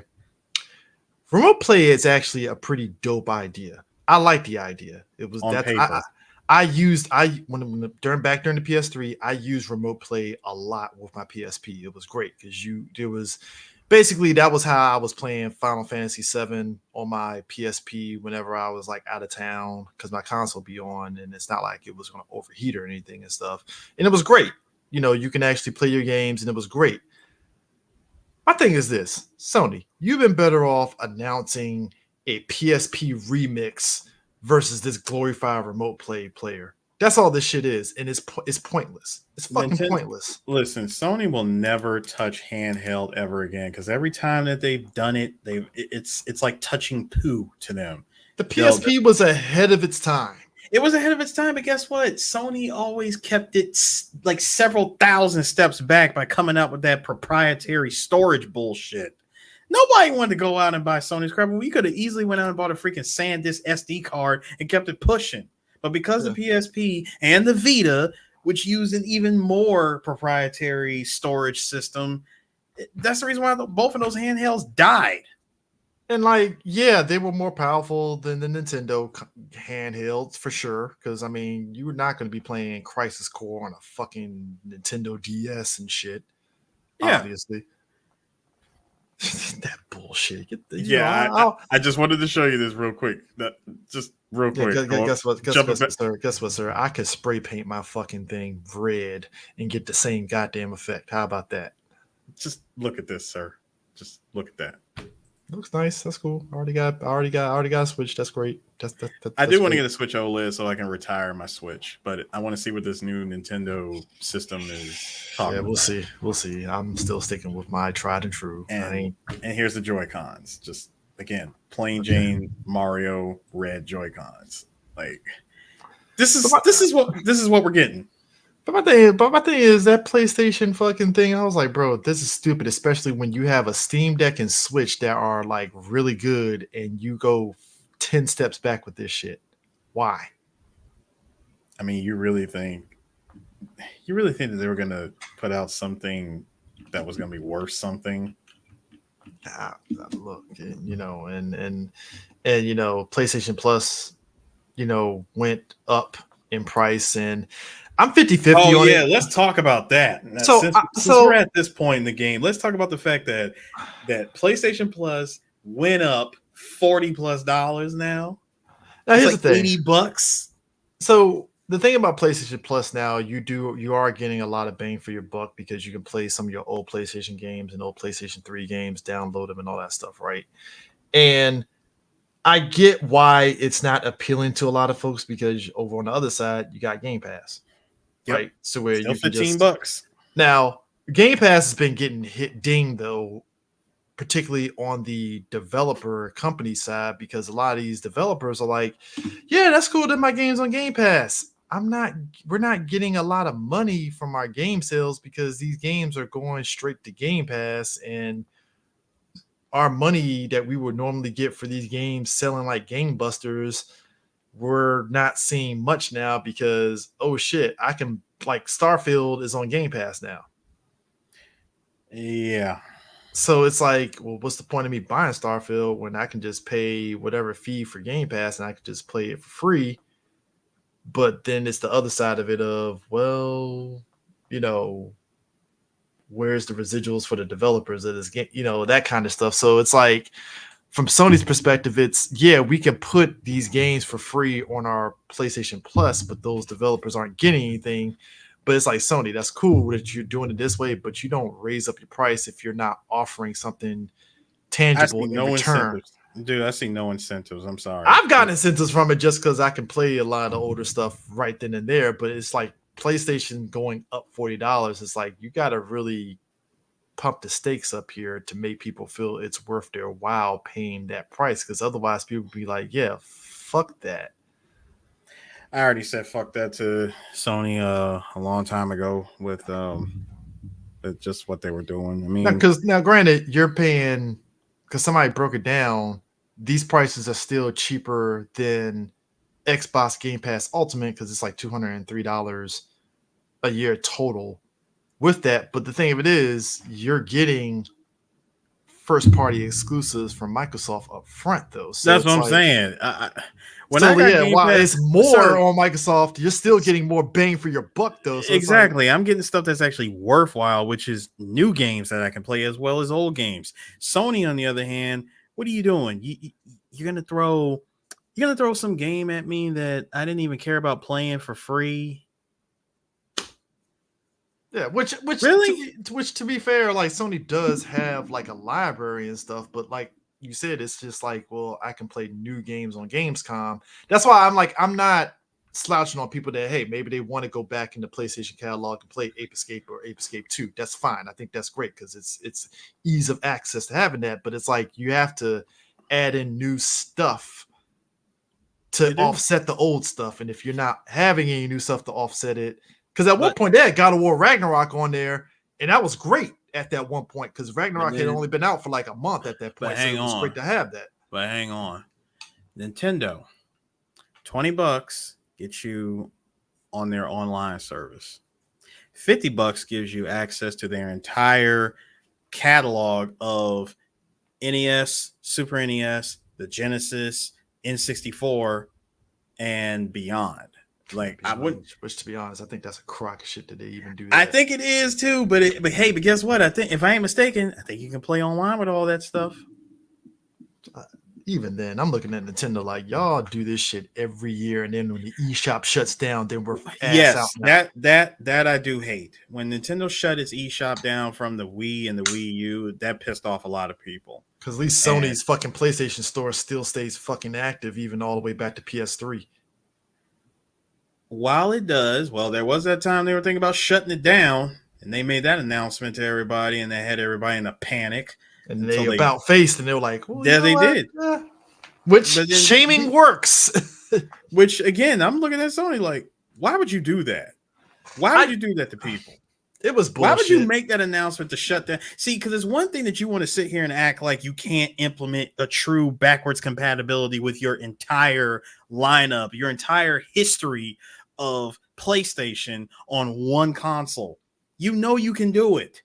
you got everybody clowning y'all talking about, hey, Xbox ain't got no games, Sony ain't got no games. Y'all, like, all you guys do is you'll put out games. They'll eventually come to PC anyway, which is what, PC folks is saying to y'all. But, and I'm kind of in that camp too, where if a game comes out on PlayStation, I just hang back and wait for it. Like, wait for the, the Game of the Year edition for it to drop on Steam. Like, to this day, I still have not bought a PS5. Yeah. I mean, I got every game that I wanted to play that's on PS5 is on Steam. I got Final Fantasy, I got Spider-Man, I got Miles Morales, and I got all of it under retail. So sure, while I might be late to the party, and I got God of War, and I know Ragnarok is around the corner for PC. Yeah. But like I said, I think it's for a lot of folks, it's like, even though everybody says PC, people still don't mind the console. So it's like I think the Steam Deck is going to be the new future for people that may not want to go full PC, but they have an option with the Steam Deck, which I think that's probably why the Steam Deck is kind of like the future for a lot of folks, especially if it's going to have that adapter like the Switch and stuff. And it's like, oh shit, I got a Steam Deck. Fuck it, I could just play the shit on there and I'm good to go. And it's an option, which that's going to probably be the thing that will kind of tilt the favor in, like, quote unquote, the big PC folks. But I think it's great. Like, I still kind of sort of want a Steam Deck. I kind of wanted one when it was first announced. Now I'm okay. Yeah. I mean, I'd rather just keep my Switch. Yeah. Yeah. So, speaking of Switch, well, not just Switch. Speaking of games as multi-platform and whatnot, did we mention Shattered Dimension X for Ninja Turtles? It's actually on sale right now. It just released yesterday. Not only did we get Usagi Yojimbo, but we got Karai. Yeah, that Turtles game, that's been such a revival, and that's on top of the Double Dragon one that's coming out soon too. Yeah, the Double Dragon revival, Ninja Turtles, Streets of Rage. I mean, dude, it's been a wonderful couple of years for side scroller beat 'em ups. Yeah, I mean, it's yeah.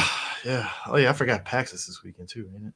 That it is. PAX went on this weekend. Shout out to my boy DJ Taylor Senpai. He's gonna be spinning at PAX. I have been out the loop on PAX. Dragon Con is also this weekend. Yeah. Gamescom. We got anything else? Gamescom. Oh yeah, we got what we got from Gamescom. Fallout coming to Prime Video in 2024, which is weird because we're in a fucking actors and writer strike. So okay, hey, that means it must have already been finished. Lord of the Rings: Return of Moira is coming to PC and PlayStation 5 in October. Star Wars Dark Forces is getting a remake, sir. I don't know if you remember playing that game back in the day. I do remember that game. Yeah, that is that's getting a actual legit remaster. Nice. Which that's gonna be interesting because I need to download that GoldenEye remaster because I heard everybody say with the modern controls that game is actually fun. From the streams I've seen, it is. It's way more fun than the original with the fucking 64 controller and all that shit and stuff. Somebody said it actually makes the game way easier now because modern controls, aiming, and all that stuff is just like, oh most definitely. So I'm like, no way. No. I need to Yeah. I saw it on Kotaku. G.I. Joe got a beat 'em up announced. Freaking G.I. Joe gotta beat 'em up. Mm-hmm. Yep. Wrath of Cobra. Yep. All right. Okay.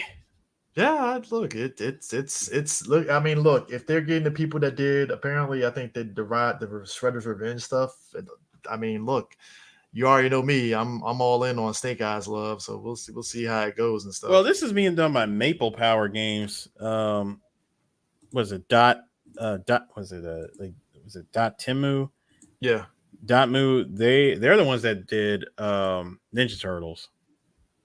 Oh, okay. So this looking at the gameplay, it looks pretty good. I mean, yeah. Yeah, this looks pretty good. Stalker 2, Heart of Chernobyl. Yeah, Especially as you mentioned that, so that's gonna be good. Project Mugen. Did you see that? I did. Looks interesting.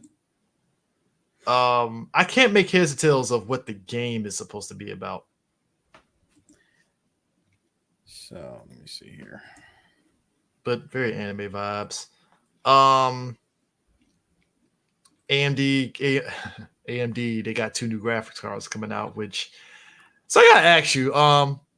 during the pandemic, everybody wanted the what was the name of what's the graphics card? It was, Everybody was going after the graphics, like the graphics card at the time, which was the 3090, the 3080, the 60 was it the 6900 series, the 6800, and the 6700 series from AMD.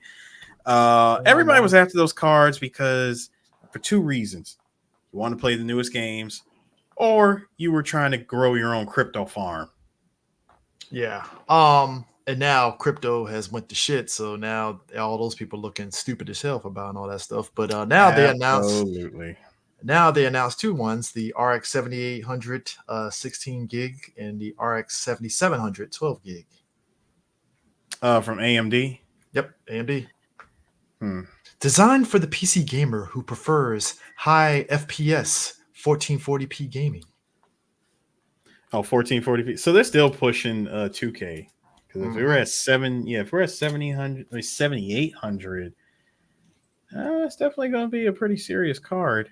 The only problem is finding the games that the card was optimized for. Yeah. Because they don't even mention. Yes, yeah, that is crazy. AMD is like really really hardcore on pushing 2K gaming, like 1440p, like which honestly, That's good. it's the sweet spot. Yeah. It's that good, it's that nice in between, like between 4K gaming and 1080p gaming. You go straight for that middle of 1080p, which is what I usually play on anyway.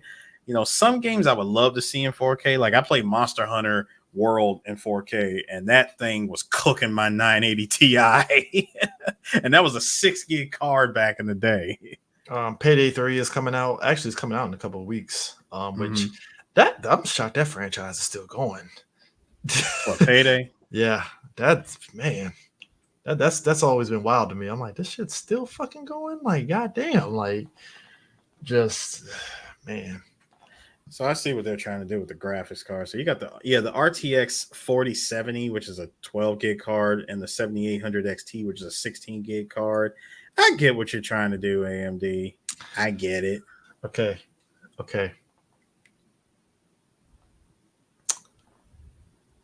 I feel this is a good way to end this. You're gonna Mm-hmm. laugh your ass off. Okay. The name of the game is called Inquisitor. You're, bro, I saw this trailer and I was in fucking tears that this is a thing. Okay, let me find it. I'm Share, looking it up right present. now. No, no, no, Yeah. no, no, no, no, no, no. Oh, no, no, no, no. Don't look it up. I'm sharing it right now. Okay. Sharing it right now. You're gonna laugh your ass off at this shit. Okay. Just look at the Oh premise. God. Oh God. I just saw why it was rated M. Holy shit. No. Welcome to Königstein, Master Inquisitor. Do you really believe there's a vampire hiding in town? Who found the body? A farmhand working the stables. There's Fair only use. one way Fair to use. find out. Fair use. In the name of the Lord. You lie. Tell me what really happened. So, the bloodsuckers are still around, are they? They vanquished in my name. Amen.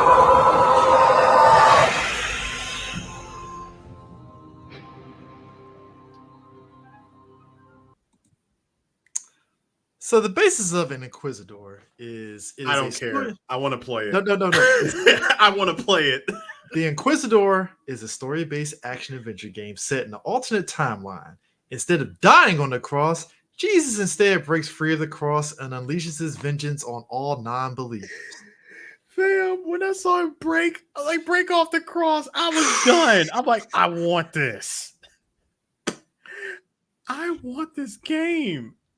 I feel this should have been like back in the day. This would have been an LJN fucking game. It would have been an LJN game for sure. Bible games for kids. But this would have been a Bible game that thumps that. Man, churches would have lost their damn mind if this game came out. You kidding me, man? I don't care. Let them have it. Oh no, I'm not mad at it. It's just funny to me where it's like, hold on. I'm looking at why this game is rated M. Blood and gore, crude humor, drug reference, intense violence, partial nudity, sexual themes, strong language, and use of alcohol. And you play as Jesus Christ. I want this game. It'll be on Steam. Tell you that. I mean, it definitely seems like it was an indie title. It's but yeah, man, it's so much gaming stuff. I'm about to actually get back into MK1 coming up. I gotta finish up Crisis Core remake, finished beating that, and before that, because like I said, the new Yakuza is coming out soon in October, I think, and then MK1 and stuff. So it's gonna be a lot, man. We're getting into it, and like I said, everybody's playing Starfield now, which, like I said, all intents and purposes, everybody's loving it. So yeah, I mean, hopefully everybody enjoys it. So now we hit freaking Mad Chocolate said, please tell me this game is coming to consoles. I think it might just be a Steam only game. Yeah, it just says Steam. I'm on the website. Okay, yeah, Steam. Yeah, it's only on Steam. What? That sucks. Sorry, man. It seems like a Steam only type of thing. Like, we ain't gonna put this shit on consoles. Fuck that. Yeah, it's one of them indie titles where unless Sony and Microsoft will be like, you know what, we'll accept it. Go for it. Yeah. Oh yeah. Also, shout out to everybody that's at Summer Jam right now. Oh yeah. I keep forgetting about the indie one. Summer Jam is definitely one of them and stuff. So yeah, shout out to all them and stuff. Real quick, I joke about the Saudi blood money. That big ass fucking tournament that they held where the prize was like what, $3 million, $4 million? Yes. That was insane. Dude, how do you love the fact that tournament went like just like that, just went over. Nobody talked about it. I don't think anybody knew. I mean, Punk got a good chunk of money. Like, a lot of people, like, that tournament was a come up for real. Yeah, so it's definitely a lot, for sure. So we'll see how it goes. But like I said, I will definitely get back into the streaming side of it and stuff for sure to finish out Crisis Core remake, because I've been having fun with that game. It's just, need to beat it before we get there, and I also I'm actually going to replay the Yuffie Final Fantasy VII remake in Intergrade. Oh, yeah, you're gonna play Integrate. That's cool. Yeah, because I transferred everything over to the PS5 and stuff for that game, because I forgot you can upgrade that game for free onto the PlayStation 5. And I need to play the new Horizon DLC, Horizon Forbidden West DLC that came out as well and stuff. So definitely get back into the swing of things on that front. So with that in mind, on pressing buttons, man, we are back. And so I'll go ahead and close it out. This has been a wonderful 2-hour catching up, pressing buttons. Buttons have definitely been pressed. We appreciate everybody for tuning in, sticking around, and listening to us yak about video games and events. I am your boys, DJ Tsunami. With me always is CJ. Till the next time, folks. Peace out.